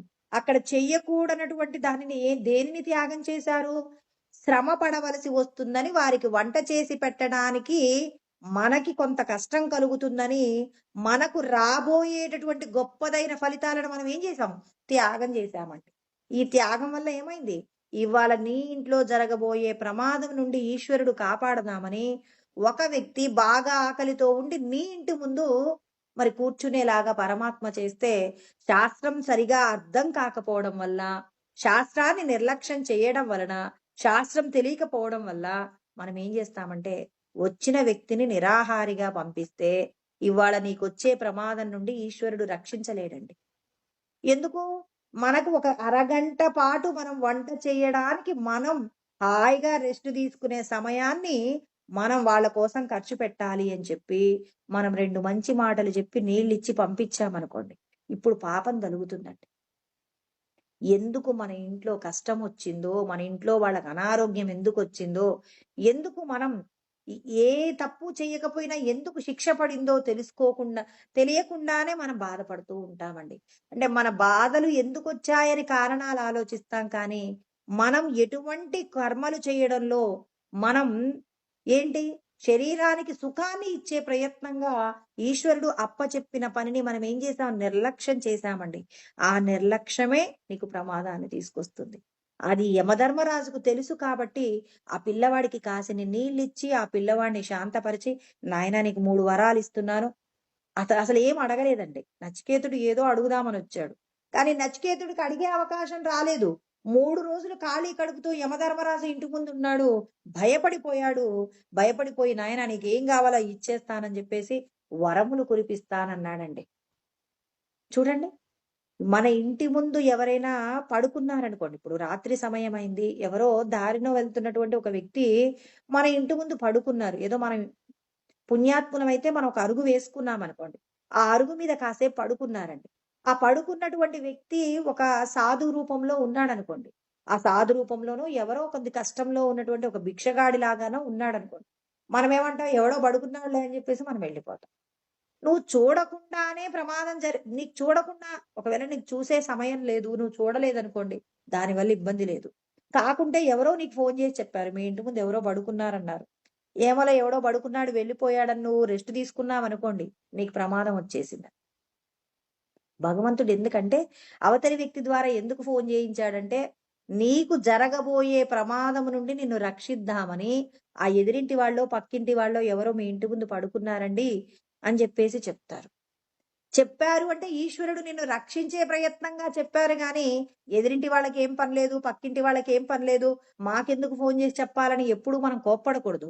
ఈశ్వరుడు మనకొక మాట చెప్పించాడు అంటే, అది నిన్ను ప్రమాదంలో నుంచి రక్షించే ప్రయత్నమే తప్ప, నీకు చెడు చేసే ప్రయత్నం ఉండదు. అందుకే ఏం జరిగినా మన మంచికే. జరుగుతున్నదంతా మన మంచికే అని మనం భావన చేస్తేనే మనకు గొప్పదైన ఫలితాలొస్తాయి కానీ, ఏంటో నా కర్మకి వాళ్ళెందుకు ఫోను జేయాలి అని జెప్పి మనం ఎప్పుడూ ఎవరిని చికాకు పడం. ఇప్పుడు ఆ ఎదురుగా ఇంటి ముందున్న వ్యక్తి దగ్గరికెళ్ళి, "అయ్యా మీరెవరు కాసిన్ని నీళ్లు తాగుతారా?" అని మీ ఇంట్లో ఏదో ఒక పదార్థం ఉంటే పెట్టాలి. ఏది లేదు ఇంట్లో 2 పండ్లో, 4 బ్రెడ్ ముక్కలో ఉంటే తీసుకువెళ్ళిచ్చి కాసిన్ని నీళ్లిచ్చారనుకోండి, మనకు జరగబోయే నష్టం నుంచి మనం బయటపడతాం. నిర్లక్ష్యంగా నేనెక్కడ పోతానండి బయట ఎవడో ఉన్నాడట వాడితో నాకెందుకు అని చెప్పి నిర్లక్ష్యంగా ఉంటే, నీకున్న సమస్త ఐశ్వర్యం అంతా పోతుందండి. కొంతమంది సంపదలు చూడండి. ఒకప్పుడు మనం చూసినప్పుడు ఎంతో అష్టైశ్వర్యాలతో తులతూగుతూ బంధువులు, స్నేహితులతో ఇల్లు కలకలలాడినటువంటి ఇల్లు, చాలా దీనమైన స్థితిలో ఉన్న కుటుంబాలుంటాయి. సంపదల చేత మనం అహంకరించి ఏం చేస్తామంటే, భగవంతుడు చెప్పినటువంటి ఈ జ్ఞానాన్నంతా విస్మరించి అహంకారంతో ప్రవర్తిస్తామండి. ఈ అహంకారంతో ప్రవర్తించినటువంటి తీరు నిన్నేం చేస్తుంది అంటే, ప్రమాదంలో పడవేస్తుంది. కాబట్టి కృష్ణ పరమాత్మ మన అందరికీ కూడా మనల్ని మనం రక్షించుకునే ప్రయత్నంగా అతిథికి నువ్వు భోజనం పెట్టాలి. పెట్టలేదు ప్రమాదాన్ని నువ్వు ఖచ్చితంగా ఎదుర్కోవలసి ఉంటుంది. అతిథి దేవో భవ అని మన పెద్దలు మనకు చెప్పారు. మనం చేయవలసిన యజ్ఞములలో ఇక్కడ మనకేముంది అంటే, ఇక్కడ అతిథి యజ్ఞం కూడా ఉంది. ఇప్పుడు ఇంకొక యజ్ఞం. బ్రహ్మ యజ్ఞము అంటారండి. బ్రహ్మ యజ్ఞము అంటే ఏంటంటే, మనకు శాస్త్రములను రామాయణ, మహాభారత తర్వాత భగవద్గీత, ఉపనిషత్తులు, బ్రహ్మసూత్రం ఏదైతే గ్రంథరాజములున్నాయో వీటిని ఖచ్చితంగా మనం అధ్యయనం చేయాలి. మనిషిగా పుట్టిన తర్వాత అధ్యయనం చేయాలి. అయ్యో! మాకు చదువు రాదండి మేమెలా చదువుతామంటే, కృష్ణ పరమాత్మ ఎవరికీ మినహాయింపు ఇవ్వరండి. ఏమంటారంటే, శ్రద్ధావాననసూయచ్చ శృణుయాదపి యో నరః సోపి ముక్తః శుభాన్ లోకాన్ ప్రాప్నుయాత్ పుణ్యకర్మణః. శ్రద్ధ చేత అసూయ లేకుండా భగవంతుడు చెప్పేటటువంటి జ్ఞానాన్ని నీ చెవుల ద్వారా విని నీ యొక్క ప్రవర్తనలో ఉన్న దోషాలను పోగొట్టుకుంటే నిన్ను నేనేం చేస్తాను కర్మబంధములో నుంచి విడిపిస్తానని కృష్ణ పరమాత్మ చెప్తారనమాట. పరమాత్మ చెప్పారండి. మీరు ఏం చేయాలి? వినాలి. అన్యేత్వేవమజానంతః శ్రుత్వా అన్యేభ్య ఉపాసతే. నీకు చదువు రాదని, అయ్యా నాకు చదువు రాదండి, చదువొస్తే నేను కూడా చాలా గ్రంథాలు చదివి ఉండేవాడినని నువ్వు పక్కకు జరగడానికి వీల్లేదు. పెద్దల ద్వారా చెప్పబడినటువంటి మాటలన్నీ కూడా నువ్వు విని, వాళ్ళు చెప్పినటువంటి విషయాలలో నీ ప్రవర్తనను దిద్దుకోవడానికి నువ్వు చెయ్యవలసిన సాధనేంటో తెలుసుకొని, ఆ సాధన చేసేటప్పుడు శ్రద్ధగా వినాలి. శ్రద్ధగా నువ్వు ఆ కర్మను చెయ్యాలి. అసూయ లేకుండా నువ్వు కర్మ చెయ్యవలసి ఉంటుంది. ఇలా కర్మ చేస్తే నిన్నేం చేస్తాను? దేహ బంధములలో నుంచి విడిపిస్తానని కృష్ణ పరమాత్మ 2 శ్లోకాలలో చెప్పారండి. 13వ అధ్యాయంలో 26వ శ్లోకంలో చెప్తారు. 18వ అధ్యాయంలో మనకి 71వ శ్లోకంలో కూడా చెప్తారనమాట. అంటే 2 శ్లోకాలలో చెప్పారు. ఎవరికైనా మినహాయింపు ఉందా? గ్రంథాలను అధ్యయనం చేయడం చదువొచ్చిన వాళ్ళే చెయ్యాలి. చదువు రాని వాళ్ళు వినడము ద్వారా ఆ అధ్యయనాన్ని చెయ్యాలని చెప్పేసి 2 మాటలు చెప్పారు. శ్రద్ధగా చెయ్యాలి, అసూయ లేకుండా చెయ్యాలి. అసూయ అంటే ఏంటి? ఇప్పుడు వినేటప్పుడు ఇప్పుడు ఇంట్లోనేమో విష్ణు సహస్రనామాలు ఈ నామాలన్నీ పెట్టుకుంటాం. మనమేదో రకరకాలైనటువంటి ఆలోచనలన్నీ మనసులో చేసుకుంటూ వెళ్ళిపోయామనుకోండి. ఇప్పుడు ఇంట్లో విష్ణు సహస్రనామాలో, లలితా సహస్రనామాలో, భగవద్గీత పారాయణమో ఏదో ఒకటి ఉండడం వల్ల ఏంటండి ప్రయోజనం? మనసులోనేమో ఎవరి గురించో ఆలోచిస్తున్నారు. ఈ చెవి ద్వారా విన్న విషయాలలో నీవు వింటున్నప్పుడు నీకు అర్థం కాకపోయినా ఏదో ఒక నామం దగ్గర నువ్వేం చేస్తావంటే పట్టుకుంటావు. విష్ణుర్వ షట్కారో విష్ణు అబ్బా శ్రీ మహావిష్ణువు అని ఒక్క క్షణం ఆ పదాన్ని పట్టుకొని భగవంతుణ్ణి కాస్త తన్మయత్వాన్ని పొందితే చాలు. చూడండి ఎన్ని నామాలో పలుకుతుంటారు. అన్ని నామాలలో వినగా వినగా వినగా ఏదో ఒక నామం నీకు రోజు కూడా ఏ చదువు రాకపోయినా నీకు తెలియకుండానే అందులో ఏదో ఒక శ్లోకాన్ని నీ నోటితో పలుకుతావు. అయ్యో నీకు చదివే రాదు. మా ఇంట్లో రోజు నామాలను పెట్టుకుంటామండి. ఈ నామాలు ఏం చేస్తున్నాయి? నాకు ఏం చేస్తున్నాయి? ఇక్కడ నా లోపట ఉన్నటువంటి ఏవైతే మరి సద్గుణాలున్నాయో, ఏదైతే సాత్వికమైనటువంటి గుణం ఉందో, ఆ గుణము భగవంతుడి యొక్క ఈ శ్లోకాన్ని పట్టుకునేలాగా చేసింది అని, ఆ నామాన్ని పట్టుకొని నువ్వు పలికినంత మాత్రము చేతనే ఆ పరమాత్మ ఏం చేస్తాడు? నీ యొక్క దోషాలను తీసేస్తూ ఉన్నాడు. అందుకే ఖచ్చితంగా నువ్వేం చేయాలి? బ్రహ్మయజ్ఞం చెయ్యాలి అని చెప్పేసి చెప్పారు. ఇక్కడ మనకు కృష్ణ పరమాత్మ మరి ఇంకొక మాట చెప్పాడు. ఇంకో యజ్ఞం గురించి కూడా మాట్లాడారండి. ఏంటి ఆ యజ్ఞము అంటే, ఇప్పటి వరకు మనం ఏం చెప్పుకున్నాం? దేవతలకు యజ్ఞయాగాది హోమాలు చేయాలి అని చెప్పుకున్నామండి. దేవయజ్ఞం చేయాలి. తర్వాత ఏం చెప్పుకున్నామంటే, మరి పితృదేవతలకు తర్పణాలు ఇవ్వాలి, అతిథికి యజ్ఞం చేయాలి, అతిథికి భోజనం పెట్టాలి. తర్వాత వేదాధ్యయనం బ్రహ్మయజ్ఞం చెయ్యమని చెప్పారు. తర్వాత ఇక చెప్పినటువంటి మాట ఏంటంటే, పశుపక్షాదులకు నువ్వు భోజనాన్ని పెట్టటాన్ని భూత యజ్ఞము అన్నారు. ఈ భూతయజ్ఞం ఏదైతే నువ్వు వండుకున్నావో, వండుకున్న దానిలో నువ్వు ఎంతైతే పెడతావో పెట్టిన దాన్ని బట్టి ఫలితం. ఇందాక ఒక పెద్దావిడ ఏం చెప్పుకున్నాం? 4 గింజలు ఇచ్చింది. ఆ 4 గింజలు 4 వజ్రాలు. ఇప్పుడేమనుకుంటుంది? అయ్యో! నేను ఒక పిరికెడో, ఒక ఒక ఏమంటారు? ఒక చిన్న గిన్నె నిండానో, లేపోతే ఒక పెద్ద ఒక గంప నిండానో ఇచ్చుంటే చాలా వజ్రాలు వచ్చేయుండేయని ఏడ్చింది. అంటే నువ్వు చేసే కర్మలలో ఉన్నటువంటి ఏదైతే నువ్వు చేసినటువంటి దానము, ధర్మము, యజ్ఞము, తపస్సు ఏదైతే ఉందో అది ఖచ్చితంగా నువ్వు ఎంతైతే ఇచ్చావో ఇచ్చినంత పరమాత్మ నీకు ఇస్తారండి. నువ్వు ఎంత పెడతావు? ఎంత పెడతావు? ఇప్పుడు నా ఇడ్లీలు వండుకున్నారు. ఒక్క ఇడ్లీ పెట్టారనుకో, భగవంతుడి యొక్క చూపు కూడా మీ మీద ఎంత ఉంటుంది? ఒక్క ఇడ్లీ వరకే ఉంటుంది. అదే ఒక 4 ఇడ్లీలు మీరు ఒక 4 తింటారు. మీ పిల్లలు మీరు మనిషికో 4 తింటారు. ఒక 4 పెడదామన్నప్పుడు 4 పెట్టినప్పుడు ఒక 10 కాకులో లేకపోతే కొన్ని పిచ్చుకలో తిన్నాయనుకోండి. అప్పుడు మీకేమవుతుంది? ఈశ్వరుడు మీకు ఆశీర్వాదం చేస్తాడు. ఇప్పుడు నేను పక్షులకు భోజనం పెట్టానా? పక్షి రూపంగా ఉన్న భగవంతుడికి భోజనం పెట్టారా? పక్షికి మాత్రమే భోజనం పెట్టారన్నారనుకోండి కొద్దిగే ఫలితం వచ్చిద్దండి. పక్షి రూపంలో ఉన్న భగవంతుడికి పెట్టాను. భగవంతుడికి పెట్టడం అంటే ఇలాంటి యజ్ఞములు చేయడం మనిషిగా నా ధర్మం అని పరమాత్మ చెప్పారు కాబట్టి నేను పరమాత్మకి భోజనం పెడుతున్నానని ఆ భగవంతుడు చెప్పిన మాటను భగవంతుడికే భోజనం పెట్టారు. బ్రహ్మార్పణం బ్రహ్మహవిః బ్రహ్మాగ్నౌ బ్రహ్మణాహుతం బ్రహ్మైవ తేన గంతవ్యం బ్రహ్మ కర్మ సమాధిన. కృష్ణ పరమాత్మ చూడండి ఎంత మంచి మాట చెప్పారు. 4వ అధ్యాయం 24వ శ్లోకంలో చెప్పారు. బ్రహ్మార్పణం ఎవరికి ఇస్తున్నాం మనం? ఆ బ్రహ్మమునకే ఇస్తున్నాం. బ్రహ్మహవి ఏదైతే ఇస్తున్నారు అంటే ఇస్తున్నాం, ఏమిస్తున్నాం? కొంత భోజనాన్ని, కొంత ఆహారాన్ని పశుపక్షాదులకు పెడుతూ ఉన్నాం. బ్రహ్మాగ్నం ఎందులో ఆ తిన్న ఆహారం ఎవరు తింటున్నారు? పరమాత్మయే తింటున్నారు. బ్రహ్మం అనే అగ్నిలో ఈ హవిస్సులు ఏదైతే పదార్థం పెడుతున్నామో అదంతా పెడుతున్నాం. అలా పెట్టినప్పుడు అది ఎవరు తింటున్నారు? పరమాత్మయే తింటున్నారు. పరమాత్మయే తింటున్నారు కాబట్టి పెట్టేది భగవంతుడే. నేను కూడా బ్రహ్మస్వరూపం అని పరమాత్మ చెప్పారు. కాబట్టి ఇక్కడ నేను చేసేటటువంటి యజ్ఞము ఏమై ఉంది? పరమాత్మ కోసమే నేను యజ్ఞం చేస్తున్నానని నువ్వు ఏదైతే ఇస్తున్నావో ఇచ్చినటువంటి దానిని ఆ పరబ్రహ్మమునకే పెడుతున్నానన్నప్పుడు ఆ పరబ్రహ్మమే ఆహారాన్ని తింటున్నప్పుడు ఆ పరబ్రహ్మమే ఆహారాన్ని పచనం చేస్తున్నప్పుడు వచ్చేటటువంటి శక్తి కూడా బ్రహ్మములాగే నీ శరీరం నిండా కూడా శక్తివంతంగా మారుతుంది.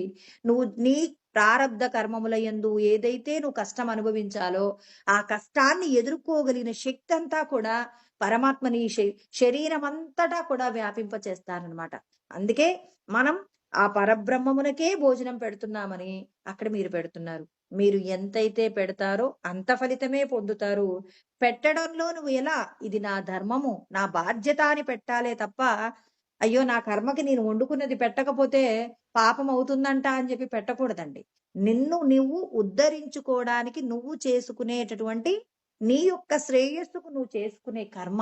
ఈశ్వరుడు అందుకే భగవద్గీతను తెలుసుకోండి తెలుసుకోండి అంటే పిల్లలకి మనం చిన్నప్పటి నుంచే మనం ఇతరులకు పెట్టడం నేర్పించామనుకోండి, ఆ పిల్లలకి ఏమవుతుంది? వాళ్ళు తినటమే కాదు, నలుగురి యొక్క శ్రేయస్సు గురించి ఆలోచించినప్పుడు అది తన లోపట ఉన్నటువంటి ఆ శరీరం లోపట ఉన్నటువంటి జీవుణ్ణి ఉద్ధరించుకోవడానికి మనం పసిప్రాయం నుండే పిల్లలకు నేర్పించిన వాళ్ళమవుతాం కాబట్టి, భగవద్గీతను ప్రతి ఇంటా, ప్రతి పిల్లవాడికి కూడా గీతలో ఉన్నటువంటి జ్ఞానాన్ని అందించే ప్రయత్నం చేస్తే, ఆ పిల్లలు తమని తాము ఈ దేహమనే పంజరంలో నుంచి విడిపించుకోవడానికి వాళ్ళేం జేస్తారు?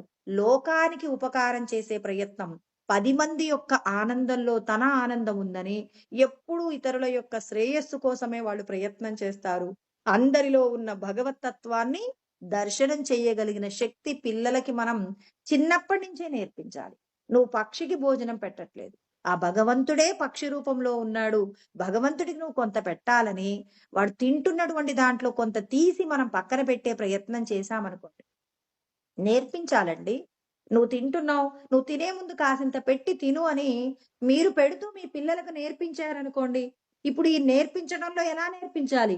నువ్వు ఇతరులకు పెట్టి తింటే ఆ పక్షులు తింటున్నాయి ఎంత సంతోషంగా ఉన్నాయో అని, ఆ పక్షుల యొక్క ఆనందాన్ని పిల్లలకు చూయించారనుకోండి, ఆ పిల్లవాడు తినే దాంట్లో వాడేం చేస్తాడు? వాడు తినే స్థాయిని తగ్గించుకొని ఇతరులకు పెట్టేటటువంటి ప్రయత్నంలో వాడెక్కువ ఆనందం పొందుతాడనమాట. ఇది మనం ఎప్పుడైతే నేర్పిస్తామో, అలా నేర్పించినప్పుడు మాత్రమే ఏమవుతుంది? ఆ పిల్లవాడు ఈ దేహ పంజరంలో నుంచి విడిపించుకోగలిగిన శక్తిని సంపాదించుకుంటాడు. ముందు శక్తి రావాలి కదండీ! ఇప్పుడు నేను ఆహారం తినాలి. తిన్నటువంటి ఆహారం శక్తిగా మారితే కదా నేను పనులు చేసేది. ఏమీ తినకపోతే ఈ శరీరంలోకి శక్తొస్తుందా? అందుకే భగవంతుడు ఏమంటున్నారు? మీరు చేసేటటువంటి కర్మలలోనే శ్రేష్టతను సంపాదించుకోవడానికి శాస్త్రం తెలియాలని కృష్ణ పరమాత్మ మన అందరికీ కూడా ఎన్నో రకాలైనటువంటి విషయాలు చెప్తూ ఉన్నారు. రేపు సృష్టి యొక్క రహస్యాన్ని చెప్పబోతూ ఉన్నారండి. సృష్టి యొక్క రహస్యం అంతా కూడా 2 శ్లోకాలలోనే చెప్పారనమాట. అన్నం ఎలా పుడుతుంది, మన యొక్క జీవన విధానంలో మన యొక్క సైకిల్ అన్నమాట. చక్రంలో ఏ ఏ విషయాలు ఉన్నాయి, వీటన్నింటిని గురించి కృష్ణ పరమాత్మ రేపు 14, 15 శ్లోకాలలో వివరణ చేయబోతున్నారు. ఈ రోజు మనకు ఆయన ఏం చెప్పారు? ఎవరైతే తాము ఏదైతే తింటున్నారో, తింటున్న దాన్ని కేవలం కుటుంబం కోసమే కాకుండా, ఇక్కడ మనం చెప్పుకున్నటువంటి విధంగా మరి అతిథికి భోజనము, తర్వాత పశుపక్షాదులకు భోజనం పెట్టడం కానివ్వండి, ఇలా మనం చేసినప్పుడు ఏమవుతుంది అంటే, మనం చేసేటటువంటి సమస్త కర్మల నుండి విడిపడతామని పరమాత్మ చెప్తున్నారు. అంటే ఆహారాన్ని తినడంలో ఉన్న శ్రద్ధ, ఇతరులకు పెట్టడంలో కూడా మన యొక్క శ్రద్ధను కనబరిచినప్పుడు, ఆ శ్రద్ధయే నీ యొక్క పాపములన్నింటినీ పోగొడుతుంది. నువ్వు ఎంతైతే ఇస్తున్నావో, ఇచ్చిన దాని వల్ల నువ్వు పొందే ప్రయోజనం అలా ఉంటుంది. అంటే ఎంతిస్తే అంత ప్రయోజనాన్ని పొందుతావు. ఎక్కువ మోతాదులో ఇస్తే ఎక్కువ ప్రయోజనం పొందుతావు. కొద్దిగా ఇస్తే కొద్ది ప్రయోజనాన్ని పొందుతారు. సమస్త పాపముల నుండి విడిపడాలి అంటే మీ యొక్క ధర్మాన్ని మీరు నిర్వర్తించండి అని పరమాత్మ మనందరికీ కూడా ఆచరణ గురించినటువంటి జ్ఞానాన్ని ఈ శ్లోకాల రూపంలో అందించారు. రేపు మళ్ళీ మరి యజ్ఞములకు సంబంధించిన విషయాన్ని తెలుసుకుందాము. ఓం సహనావతు సహనౌ భునక్తు సహ వీర్యం కరవావహై తేజస్వినావధీతమస్తు మా విద్విషావహై. ఓం శాంతి శాంతి శాంతి. ఓం ఆప్యాయంతు మమాంగాని వాక్ప్రాణచక్షుః శ్రోత్రమతో బలమింద్రియాణి చ సర్వాణి సర్వం బ్రహ్మోపనిషదం మా అహం బ్రహ్మ నిరాకుర్యాం మా బ్రహ్మ నిరాకరణోద నిరాకరణమస్త్వ నిరాకరణం మే అస్తు తదాత్మని నిరతేయా ఉపనిషత్సు ధర్మాస్తే మయి సంతు తే మయి సంతు. ఓం శాంతి శాంతి శాంతి. హరి ఓం స్వస్తి.